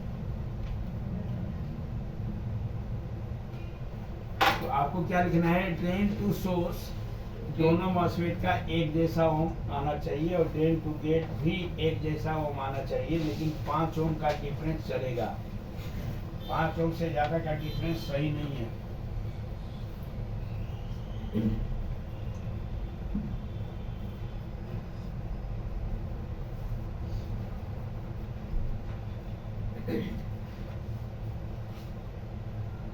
ड्रेन को सब ब्लैक को भी रहेगा ना।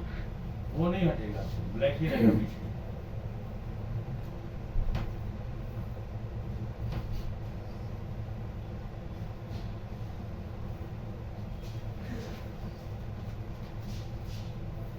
पांच रूम्स अगर इधर उधर हो गए तो कोई दिक्कत नहीं है सर। नहीं, मैंने वही थोड़ा सा कुछ करूँगा।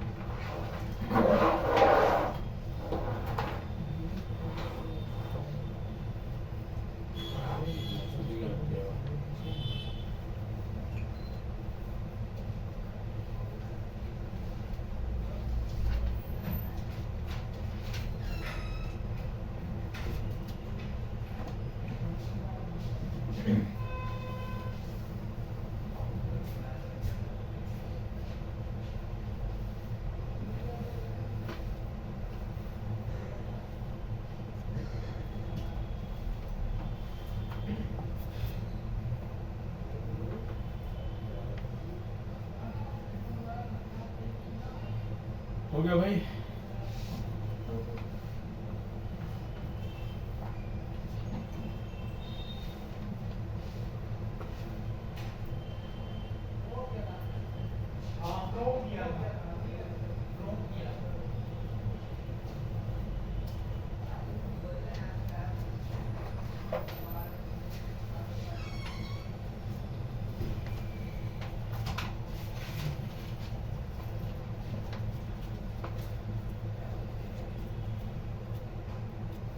हो गया भाई यहाँ तक?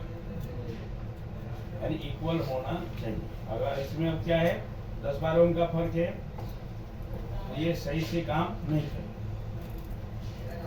और अगर कर भी रहा है तो जल्दी मॉस्फेट को उड़ा देगा। तो हमें इम्पीडेंस से ही पता चल गया कि इसमें एक मॉस्फेट हमारा सही नहीं है, एक खराब है, एक सही है।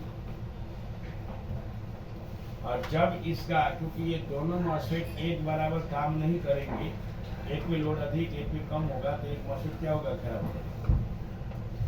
तो भले मैं इसे ठीक करके दे दी, लेकिन ये बहुत जल्दी वापस आ जाए। हमें काम करना है बढ़िया। यहाँ तो मैं 10 मिनट 15 मिनट चलाऊंगा तो इसको कोई सेहत पे फर्क नहीं पड़ेगा, लेकिन अगर हम 2 दिन 4 दिन 6 दिन चलाएं तो क्या होगा, ये तो खराब हो जाएगा, जिसका कम आ रहा वो खराब हो जाएगा। Sorry MOSFET. तो चलिए, अभी तक हमने मॉस्फेट का इम्पीडेंस कैसे लेना है, यानी मॉस्फेट शॉर्ट नहीं है, ये हम कर सकते हैं। भले उसका वैल्यू थोड़ा सा शिफ्ट हो गई है, लेकिन ये शॉर्ट नहीं। तो यहाँ से यहाँ तक हमने पूरा प्राइमरी हिस्सा को हमने सही मान लिया। अब आते हैं आउटपुट डायोड, यानी आउटपुट विभाग को। तो आउटपुट विभाग को चेक करने के लिए शॉर्टकी डायोड लगा होता है ना। आउटपुट में डायोड या शॉर्टकी डायोड लगा होता है, उस पर भी सेम रूल अपनाएंगे। हम क्या करेंगे कि सेकेंडरी का ग्राउंड लेंगे। सेकेंडरी का तो मोटा वाला ट्रैक क्या है, सेकेंडरी का ग्राउंड। यहाँ पे हमें रेड प्रोब रखना होगा, सेकेंडरी के राउंड पर रेड प्रोब, और जो शॉर्टकी डायोड का बीच वाला सिरा है उस पर ब्लैक प्रोब रखेंगे। तो दोनों डायोड पे एक जैसा ओम शो करना चाहिए, ठीक है ना। देखते हैं कितना आ रहा है, कितना है भाई, 353 और 353 बराबर आ गया। इसका मतलब डायोड शॉर्ट, डायोड ठीक है। क्या करेंगे, आउटपुट इम्पीडेंस लेने के लिए रेड प्रोब को मेन ग्राउंड से और ब्लैक प्रोब को डायोड के बीच वाला सीधा यानी कैथोड पे बारी बारी से रखेंगे, तो इक्वल ओम आना चाहिए।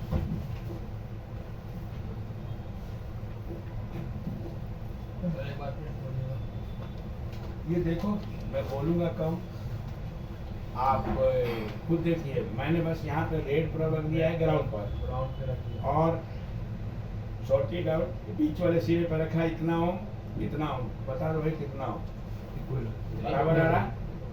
दोनों पे क्या रहा बराबर।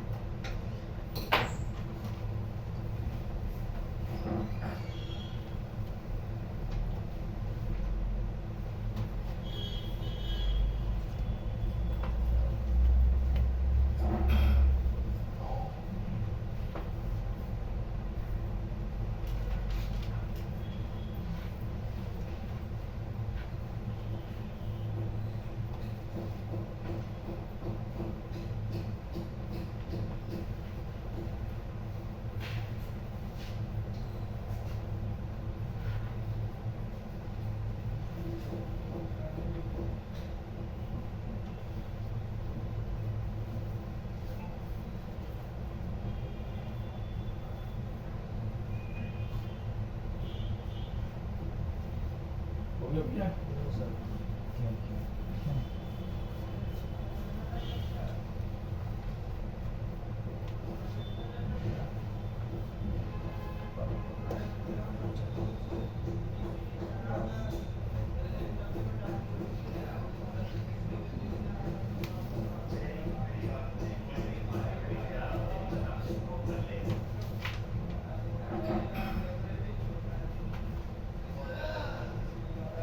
बराबर वो माना चाहिए, ठीक है भाई।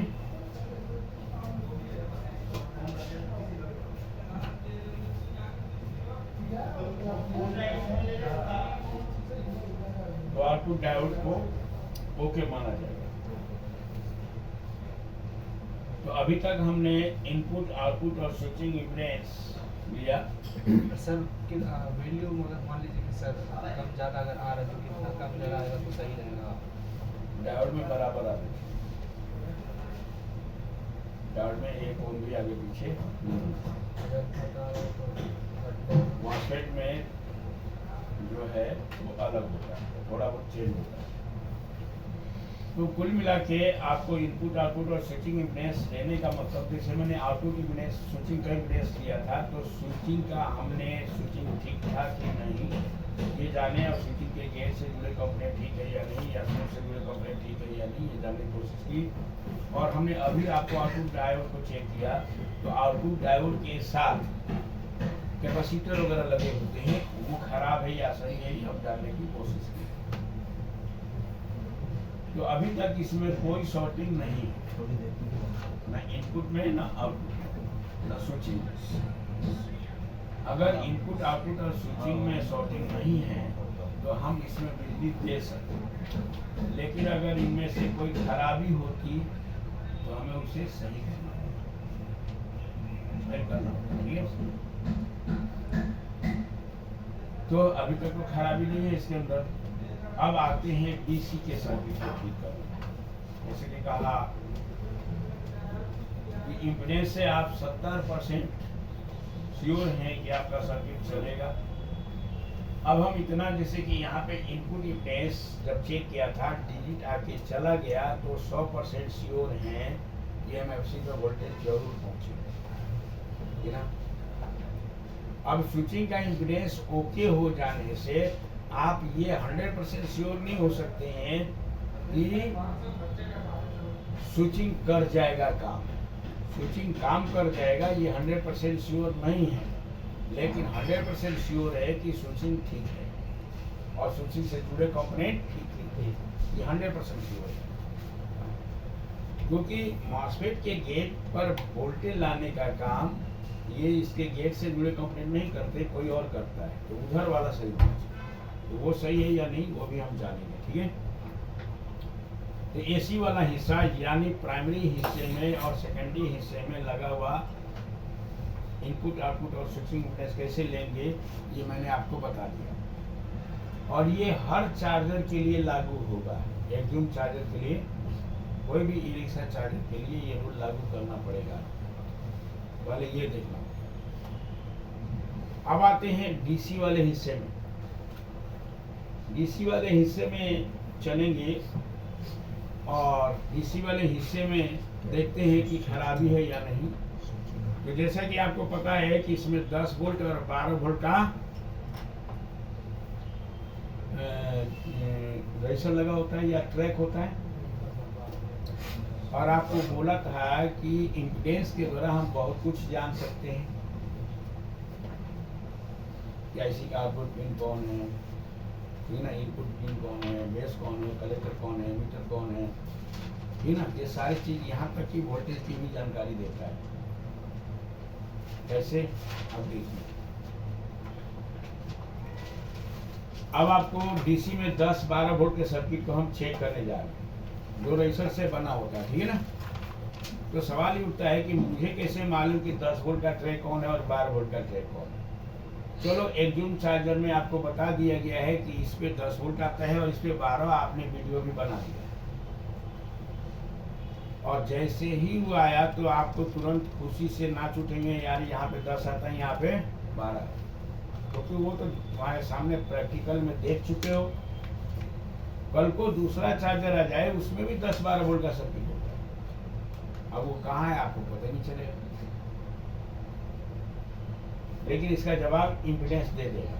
10 वोल्ट वाला कौन है और 12 वोल्ट वाला कौन है वो बता देगा, या फिर ट्रेसिंग करके पता चलेगा। दो ही तरीके हैं पता है। तो भाई इम्पीडेंस जानने की कोशिश कर रहे हैं कि 10 वोल्ट और 12 वोल्ट का ट्रैक कौन है। इसमें क्या रिजल्ट आएगा कि एक का ओम ज्यादा आएगा, एक का ओम कम आएगा। तो जिसका ज्यादा ओम आएगा उसे ज्यादा वोल्टेज का ट्रैक कहेंगे, जिसका कम ओम आएगा उसे कम वोल्ट का ट्रैक। ठीक है भाई। अब यहाँ पे वोल्टेज नहीं बताएगा कि कितना वोल्ट देगा, लेकिन वो किस पे ज्यादा वोल्टेज आएगा, किस पे कम आएगा, ये मीटर आपको जरूर बता देगा। और अकॉर्डिंग टू ट्रेनिंग आपको पता चल गया है कि इसमें 10 और 12 आता है, तो जो ज्यादा ओम आएगा उसमें 12 आना चाहिए और जो कम ओम आएगा उसमें 10 आना चाहिए। ठीक है, जब बिजली देंगे तो देखते हैं इसका ओम कितना रहा। ब्लैक प्रोब यहाँ पे क्या करना है, बेस लेने के लिए ग्राउंड पे रेड प्रोब, और मैं अब यहाँ पे ये डिनर टेबल लगा है, कितना ओम है भाई, पढ़ो तुम लोग, कितना आया, 556, और यहाँ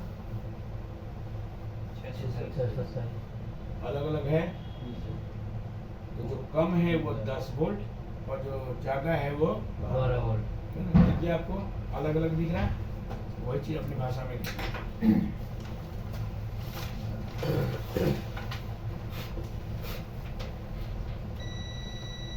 रेड को सर अति गरम रेड ग्राउंड होता है भाई, गैस में हमेशा रेड ग्राउंड होता है।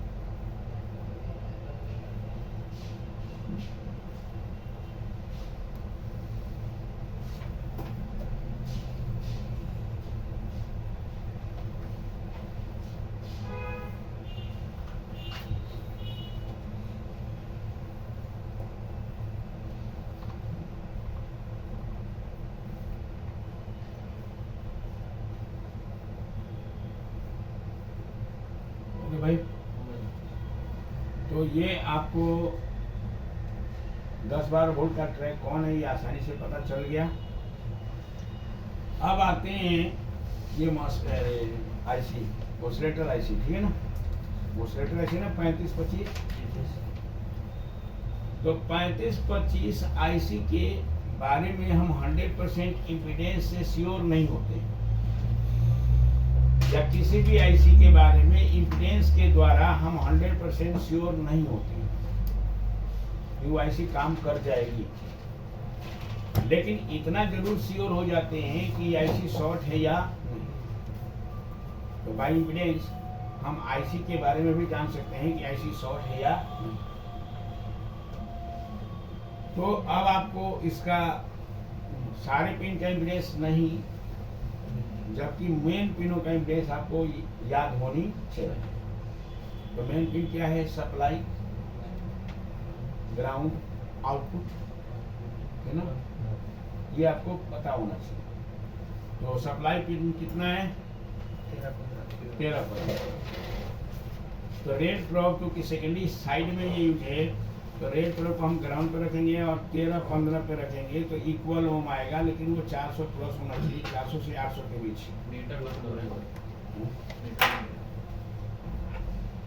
हाँ भाई, तो 400 से 800 के बीच कुछ ना कुछ आना चाहिए।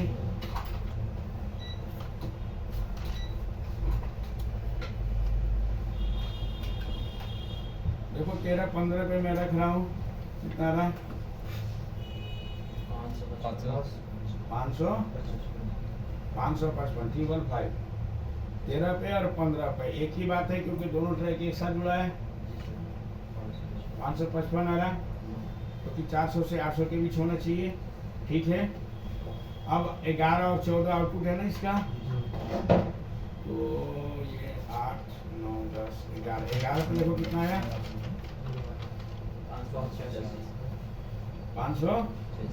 585। तो 14 पे भी 585 होना चाहिए, इक्वल आ रहा। तो इक्वल आना चाहिए, आउटपुट के दोनों पिनों पर एक जैसा आना चाहिए। ये 584-85 लिखना जरूरी नहीं है, लिखना जरूरी ये है कि 400 से 800 के बीच होना चाहिए, लेकिन आउटपुट इक्वल होना चाहिए, बराबर। इसमें 1 ओम का भी फर्क नहीं चलेगा।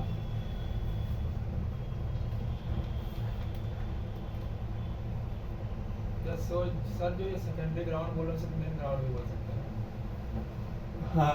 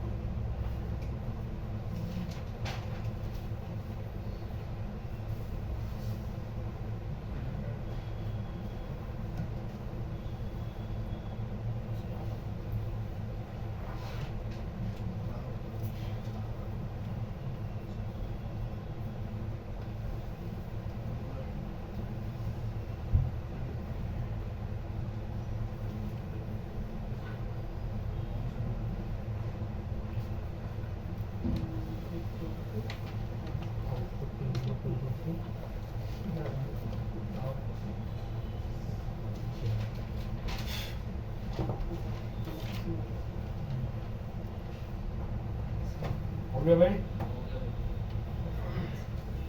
तो ये आपको मैंने बताया इम्पीडेंस का कहानी। तो इम्पीडेंस के अनुसार ये सही है।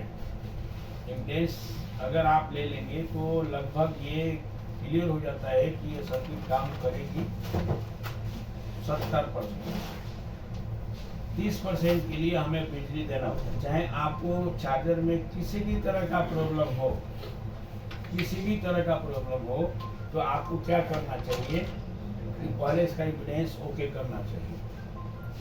अगर इम्पीडेंस ओके हो गया तो वो काम करने के लिए तैयार करता है। 70% है कि वो काम करेगा और 30% है कि वो काम नहीं करेगा। तो अगर इम्पीडेंस ठीक है और उसके बाद आप इसको बैटरी और बिजली दोनों जोड़ेंगे और जोड़ने के बाद चार्जिंग वोल्टेज देखेंगे। अगर चार्जिंग वोल्टेज नहीं आई, अब मान लो आ गई तो ठीक है, नहीं आई तो जो उसका फॉल्ट फाइंडिंग का रूल होगा उसके हिसाब से उसे हम ठीक करें। ठीक है भाई, समझ गए बात? समझ गए ना इतना? तो पहले हम डीसी वाले सर्किट को, जो कि इस चार्जर को ऑपरेट करने के लिए डीसी वाला सर्किट को पहले करना होता है और बाद में एसी वाला। हालांकि आप उल्टा भी कर सकते हैं, लेकिन कुल मिला के आपको आगे पीछे जो भी करे दोनों सर्किट को ओके करना होता है, क्योंकि एसी वाला सर्किट बहुत आसानी से ठीक हो जाता है, इसलिए कम उस पर ध्यान दिया जाता है। डीसी वाला थोड़ा सा मुश्किल है, तो डीसी वाले सर्किट को हम सप्लाई दे करके जान सकते हैं कि ठीक है या नहीं, है ना? तो अब आपको लिखिए नोट में आगे लिखिए, यदि इनपुट आउटपुट और स्विचिंग इम्पीडेंस ओके है, यदि इनपुट आउटपुट और स्विचिंग इम्पीडेंस ओके है तो इनपुट आउटपुट और स्विचिंग इम्पीडेंस ओके है तो चार्जर को बैटरी से जोड़े।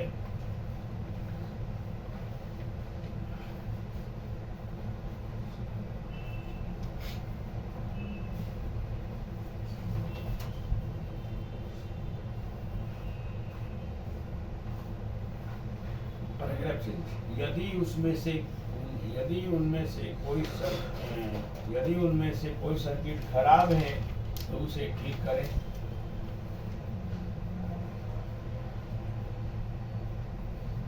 जो उसके फॉल्ट फाइंडिंग के रूल के अनुसार होगा।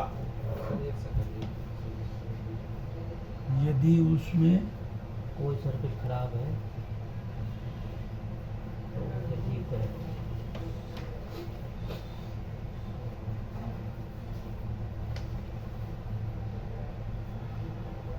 पहले उसे ठीक करें, उसके बाद हो गया जो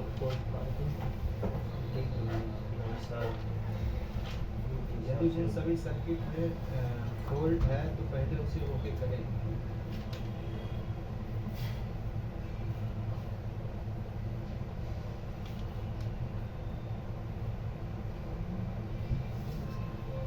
तो अब मैं कल आपको ये सारा चीज बता दिया था कि कैसे कैसे चालू होगा। मैं अब आपको कुछ नहीं बोलने वाला, आप बताएंगे, मुझे सिखाएंगे कि ये कैसे चालू होगा। ठीक है ना?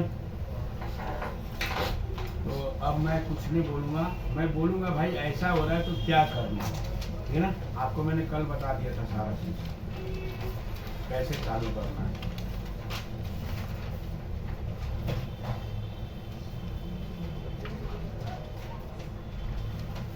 मैंने बैटरी जोड़ दी। बैटरी जोड़ने के बाद सबसे पहले क्या करना होगा? बैटरी जोड़ने के बाद हमें क्या करना चाहिए? 15 नंबर पिन और 13 नंबर पिन पर 12 वोल्ट चेक करेंगे। राइट, इन्होंने सही बताया है। 13-15 पे हमें 12 वोल्ट चेक करना है। ठीक है, देखते हैं आ रहा है या नहीं आ रहा है। तो गुरुजी ब्लैक प्रोब कहाँ रखूं? ये तो बताया नहीं। ब्लैक प्रोब रखेंगे सर 12 पे। हाँ? 12 पे किसके 12? 35-25 IC के 12 पर। हाँ? कौन से ऐसी के 12 पे? Oscillator IC। सिलेक्टर है। राइट, 12 नंबर पिन ग्राउंड है, तो ग्राउंड 12 नंबर पिन पे न रख करके ग्राउंड पर ग्राउंड पे रखना, ठीक है ना? जो मोटा ट्रैक होगा ग्राउंड का, यहाँ पे मैंने रखा। अब 13-15 कौन है? ये रहा। आ रहा कुछ? 12 वोल्ट आ गया है। लिखो 12 वोल्ट, ठीक है। 13-15 से 12 वोल्ट ओके है।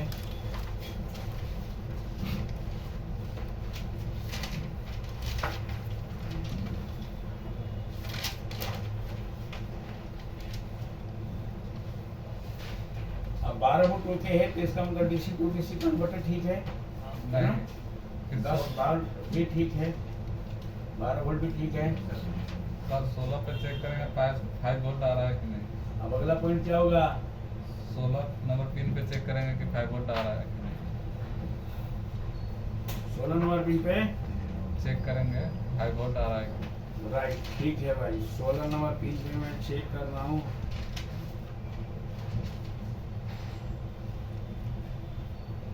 बताओ भाई 16 पे क्या है? ठीक है, खराब है। 5 वोल्ट। ठीक है, लिखो आप 16 पे 5 वोल्ट। ओके,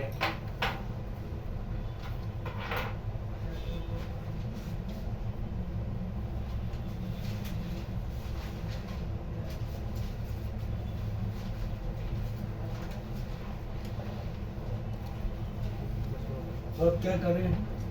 अब 8 नंबर पिन पे 0.4 वोल्ट चेक करेंगे।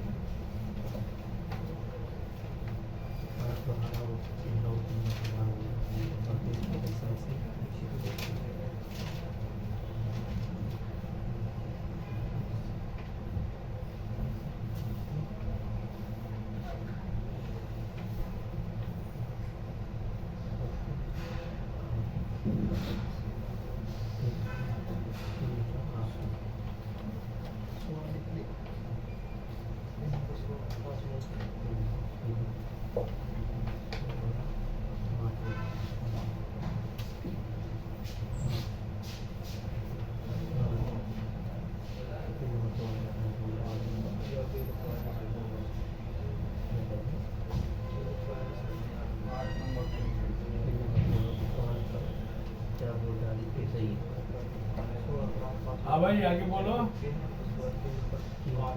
अब क्या करना चाहिए? 8 नंबर पिन पे 0.4 वोल्ट चेक करना चाहिए। आगे मुझे 0.4 वोल्ट चेक करना चाहिए। जी सर।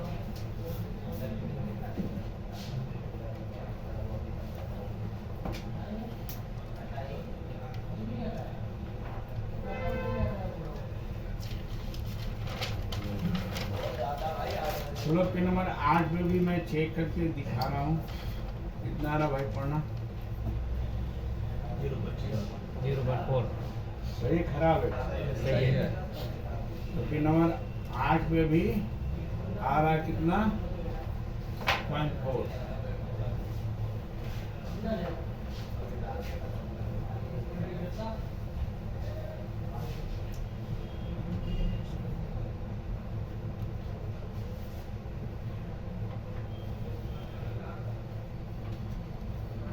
आगे बताओ।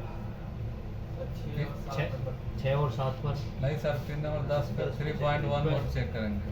हाँ, पहले फिर पिन नंबर 10 पर। पिन नंबर 10 पर 3.1 वोल्ट।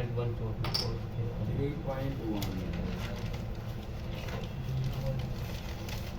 तो देखो भाई, 10 नंबर पिन नहीं आ रही? आ रहे आ रही है?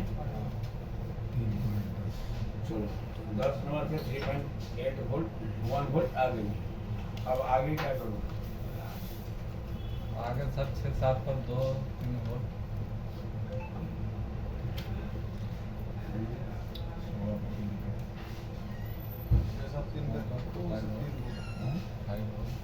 ये 7 पे 2 से 3।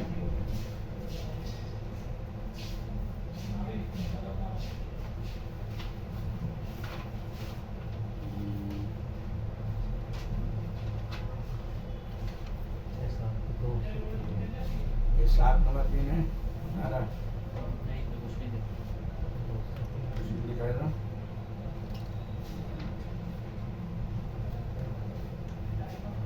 ये 8, ये 7 आया। और ये 6 3.65। आ रहा। चलिए, यहाँ भी ठीक है। अब सर एसी का अब क्या करें? अब sir AC supply AC supply देंगे। एसी देना होगा।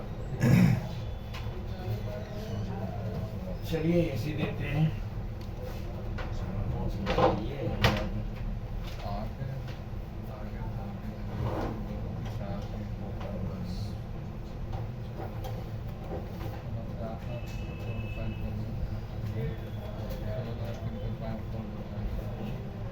सोलह नंबर नहीं है 8 एसी दे दिया और एसी देने के बाद चालू भी कर दी। अब बोलो क्या करना, बोलो क्या करना भाई एसी देने के बाद। हाँ? लो हो जाना चाहिए पिन नंबर 10 लो हो जाएगा। पिन नंबर 10 लो हो जाए।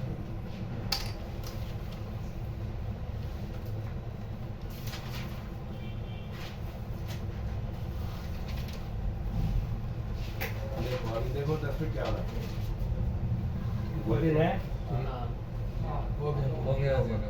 लो हो गया। फिर अब आगे क्या करें? सर पिन नंबर 8 पे 4.8 वोल्ट प्राप्त होगा। हाँ? पिन नंबर नंबर 8 हाई होना चाहिए। पिन नंबर 8 है यूजर 8 पे रख दिया है, अभी 0.4 वोल्ट है ना?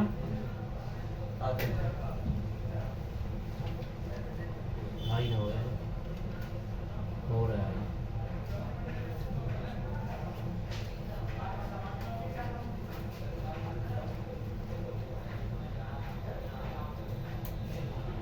आ गया कितना आया? 4.8 यहाँ तक सही है। ये सारा सिस्टम हो रहा है जो आपको बताई गई वो दिख रहा है और ये होना चाहिए। अगर नहीं हो रहा है तो अभी कैसे ठीक करेंगे वो अलग बात है, लेकिन पहले आपको ओके कंडीशन किसी भी चीज़ का ओके में क्या होना चाहिए। अगर हमें ओके में ये सब चीज़ होनी चाहिए तो उसका अपोजिट क्या है? अगर ये नहीं हो रहा है तो क्या है? वो फॉल्टी है ना। तो अभी वो सारी चीज़ें हो रही हैं। उसके बाद 8 नंबर पिन, अरे सॉरी 8 नंबर पिन पे 4.8 वोल्ट आ गया। अब आगे क्या करें?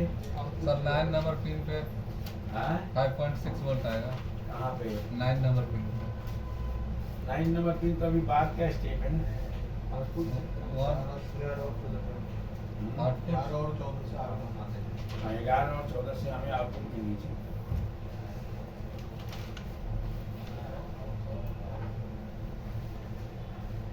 तो अब हमें 11 और 14 पे प्रोब रखना है। ऑन कर दिया मैंने। अब ये हमारा 11 नंबर पिन है। 11 पे देखो आ रहा है कुछ वोल्टेज? नहीं।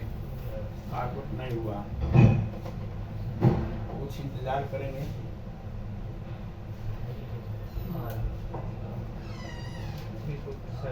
आ गया 11 पे और ये 14 पे, दोनों पे आ गया, यानी आउटपुट दे दिया इसने।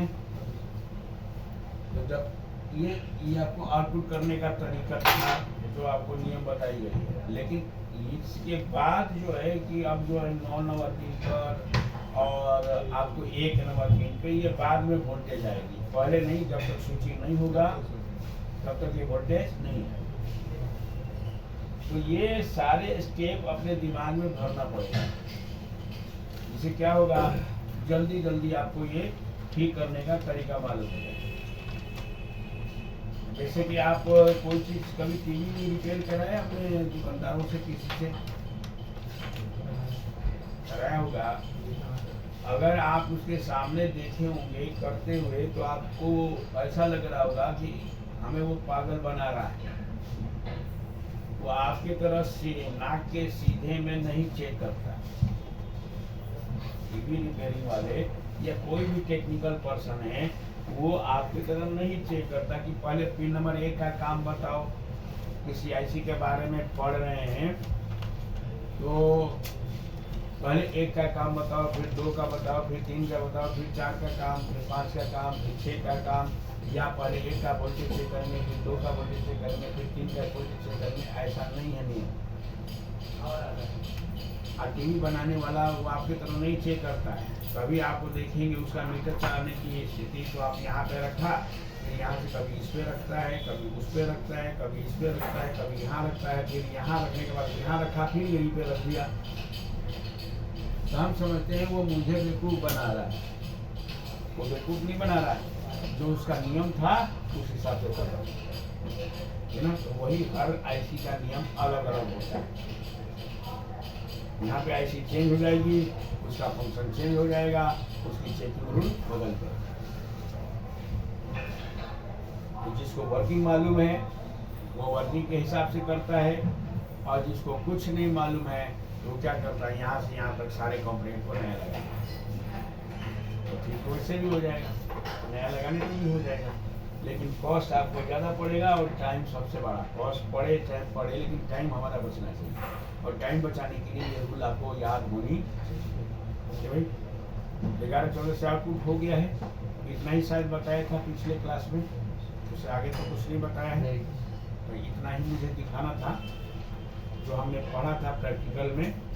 ये हम आपको कल हाथ में आपको दे देंगे, फिर से आप लोग खुद करके देख लेना, ठीक है ना। ये सारा इम्पोर्टेंस वगैरह सब कुछ लिख लेना, अपने से खुद करके कल मिलेगा। लेकिन पहले मैं एक बार दिखा दूँ, नहीं तो मेरा सर खाओगे नहीं आ रहा, तो पहले आप जान लो, ठीक है। तो अब आगे बढ़ते हैं। एक छोटा सा ट्रिक है यहाँ पे, मान लीजिए यहाँ से 10 नंबर पिन लो होगी तभी तो काम होगा, और लो कौन कर रहा है, कंट्रोलर आईसी। कंट्रोलर आईसी लो कर रही है। अब मान लीजिए कंट्रोलर आईसी में खराबी हो जाए तो लो नहीं होगा ये, या ये जो 35-25 आईसी है ये खराब हो जाए तो भी लो नहीं होगा। और जब तक 10 नंबर पिन लो नहीं होगा तब तक 11-14 से आउटपुट नहीं होगा।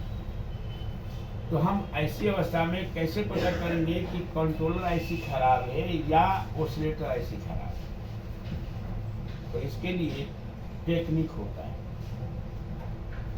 और वो टेक्निक जन्म कब लेता है, कहाँ से मिलता है, कैसे सीखते हैं टेक्निक पता है? बोलो।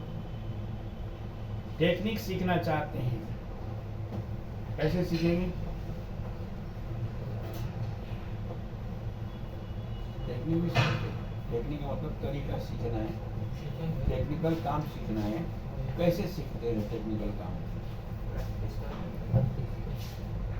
प्रैक्टिस करके। हाँ जी, सही बता रहे हैं।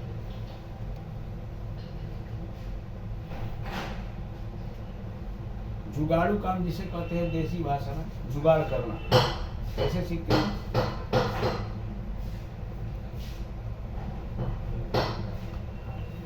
जुगाड़ करना नहीं आता? जुगाड़ का यार हिंदुस्तान तो जुगाड़ में माहिर है। कैसे करेंगे जुगाड़? जुगाड़ तरीका क्या है? जुगाड़ टेक्नोलॉजी, दिमाग लगा के। दिमाग लगाएंगे। किस तरह का दिमाग लगाएंगे?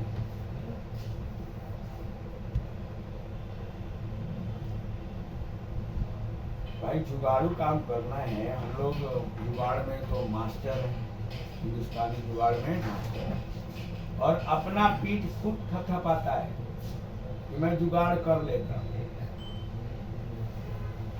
मैं चार्जर को जुगाड़ से ठीक कर देता हूँ, कंट्रोलर को जुगाड़ से ठीक कर देता हूँ, पंखा को जुगाड़ से चला देता हूँ, स्विच को जुगाड़ से चला देता हूँ, है ना। मैं ठीक इसका उल्टा मानता हूँ कि हिंदुस्तान क्या दुनिया के किसी भी कंट्री के अंदर ताकत नहीं है कि जुगाड़ पैदा कर दे अपने दिमाग से। अपने दिमाग से जुगाड़ कभी पैदा नहीं। वो जुगाड़ जो तुम कर रहे हो ना, वर्षों पहले, 100 बरस पहले किताब में लिखी गई थी, ये जुगाड़ लिख दी गई। लेकिन वो 100 बरस पहले लिखी हुई ग्रंथ आपके हाथ में नहीं लगती है, और आप देखते हैं तो कहते हैं बंदे ने जुगाड़ कर दिया। जुगाड़ नहीं कर सकते, वो सब चीज जुगाड़ पहले से लिखा है, लेकिन सामने वाले को पता नहीं है उस किताब के बारे में, तो उसको सही दिखेगा, हाँ सही किया, जुगाड़ अच्छा किया। ये ना, जैसे आप एक नट को खोलते हो, नहीं खुलता है तो जुगाड़ लगाते हैं ना, क्या करते हो? गरम करते हैं। ये तो पहले से लिखा हुआ है, तुम्हारा जुगाड़ थोड़ी है, वो 100 बरस पहले ही लिख दिया था कि नट नहीं खुलता है, तो लोहार के पास गया, उसने गर्म कराया, खुल गया। तो तुमने जुगाड़ काम किया, अपने दिमाग से थोड़ी किया, तो चोरी किया तुमने। वही चीज आपको जुगाड़ आपकी किताबों में लिखी हुई होती है, लेकिन वो छुपी हुई होती है, और जुगाड़ होता है थ्योरी से, प्रैक्टिकल से कभी नहीं हो सकता।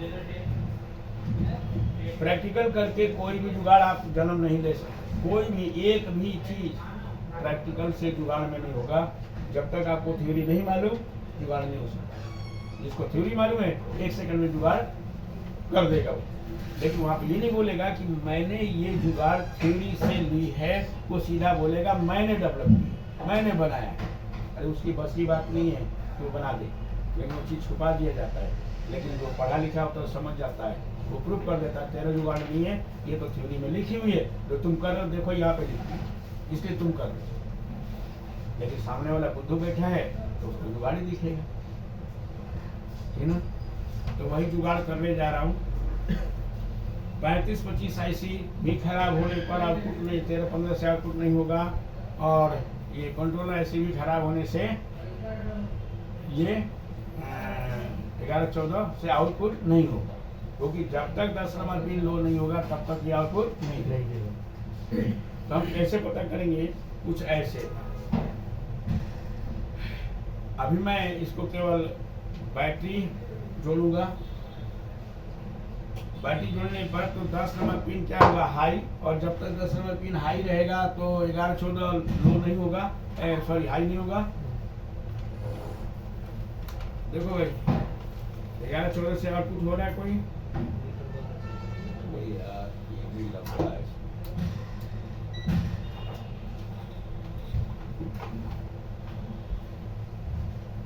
आ गया ये आपको 11-14 से आउटपुट हो रहा है। 11 नंबर पिन है, नहीं हो रहा 14। लेकिन 10 नंबर पिन पर वोल्टेज है, और जब तक 10 नंबर पिन पे वोल्टेज है तब तक ये कुछ नहीं हो सकता, ठीक ना। तो अब हमें मान लो कि ये यहाँ से सिग्नल ही नहीं दे रहा है, 35-25, अरे वो कंट्रोलर ऐसी काम ही नहीं कर रही है। कंट्रोलर ऐसी काम ना करे तो भी ये दिक्कत है, ठीक है ना। 11-14 से आउटपुट नहीं होगा। और अगर कंट्रोलर ऐसी काम कर रहा है तो ये ऑसिलेटर ऐसी भी खराब होगा तो आउटपुट नहीं होगा। तो हमें क्या करना होगा? क्योंकि थ्योरेटिकल बताई गई है कि 10 नंबर लो जब तक नहीं होगा तब तक 11-14 से आउटपुट नहीं होगा। ये थ्योरी में बता दिया गया किसी ने। तो आप यहाँ पे अपना जुगाड़ तो नहीं है, वो भले हम कर रहे हैं लेकिन वो मेरा जुगाड़ नहीं, वो थ्योरेटिकल जुगाड़ कह रहे कि भैया इसको किसी भी तरह से तुम लो करो। अगर लो कर दोगे और 11-14 से आउटपुट हो गया तो तुम्हारी IC क्या है? ओके। और लो करने पर भी आउटपुट नहीं हो रहा है, इसका मतलब IC तुम्हारा ठीक ना। तो वही जुगाड़ में थ्योरी से चुराया है और मैं आपको दिखा रहा हूँ ऐसा हो रहा है या नहीं।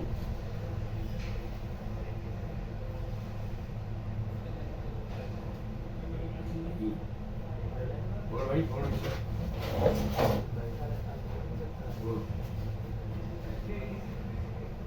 अभी हमारा ये 11 नंबर पिन 0 आ रहा ना भाई।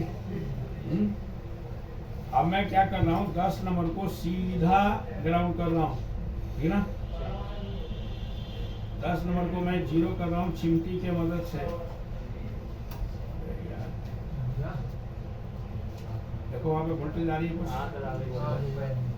आ गया, कोई नहीं आ गया ना कुछ। तो जैसे छोड़ दिया क्या हुआ? चला गया। इसका मतलब तुम्हारी ऐसी काम कर रही है। तो इसको हम 10 नंबर पिन को सीधा ग्राउंड से जोड़ा था। ये चिमटी उसके बगल वाला पिन क्या है? ग्राउंड। तो मैंने वहाँ पे जोड़ दिया तो 10 नंबर लो हो गया। लो होते ही 11-14 से आउटपुट मिल गई। तो इसे हम हिंदुस्तानी लोग फक्र महसूस करते हैं कि मेरे पास जुगाड़ मिल गया। ये जुगाड़ नहीं, आपकी बस की बात नहीं है। जब तक थ्योरी नहीं मालूम उसका जुगाड़ नहीं। तो जिसको मालूम होता है वो ये जान लेता है कि ऐसी ठीक है या नहीं। अब यही अपनी भाषा में लिखिए, हाउ टू आइडेंटिफाई ऐसी वर्किंग और नॉट, या हाउ कैन डिसाइड ऐसी वर्किंग और नॉट बाय सम टेक्निक। तो आपको टेक्निक दे दिया, उस टेक्निक से आप जान सकते हैं ये उसका कैसे ठीक है या नहीं।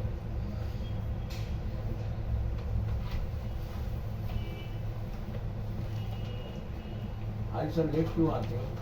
ये थोड़ा हॉस्पिटल चला गया था। कोई बात नहीं, खड़े रहो, ठीक है। आदत बदलो यार, पढ़ने आए ना तो थोड़ा सा बदलो। चलो 10 मिनट 5 मिनट लेट हो जाता है, चलेगा। रोज का धंधा है। हेलो वो यूज कर रहा है टाइमिंग, कल भी हॉस्पिटल जाना है। हेलो, कहाँ हो? हेलो, हाँ बोलो। अरे बोलो। हेलो,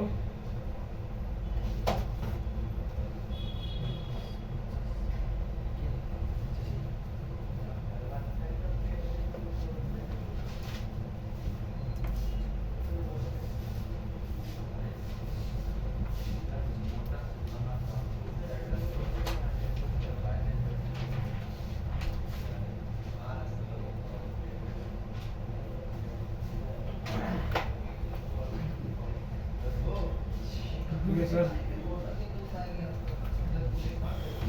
हेलो, वैसे कहाँ हो?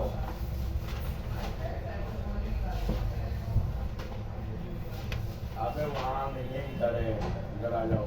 जो बाहर निकलो, वहाँ से बाहर निकलो और सीधा जो बिरयानी वाले के पास आओ। अरे वहाँ देखा है तुम?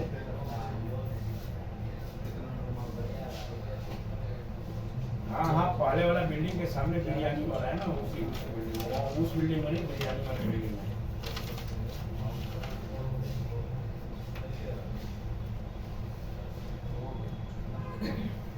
हाँ नीचे आओ भाई, नीचे आओ, सीधा इधर जो ना उल्टा आओ, जो पहले जहाँ से एडमिशन लिया था ना तुमने, उस रोड को पकड़ के और थोड़ा सा आगे बढ़ोगे तो आपको एक और बिल्डिंग तो तुमने देखा ही था ना, दूसरा वाला, हाँ एसी वाला बिल्डिंग था ना, तो उसी के ठीक अपोजिट सामने ही बिरयानी बिकता है, तो उसी बिल्डिंग में होगा।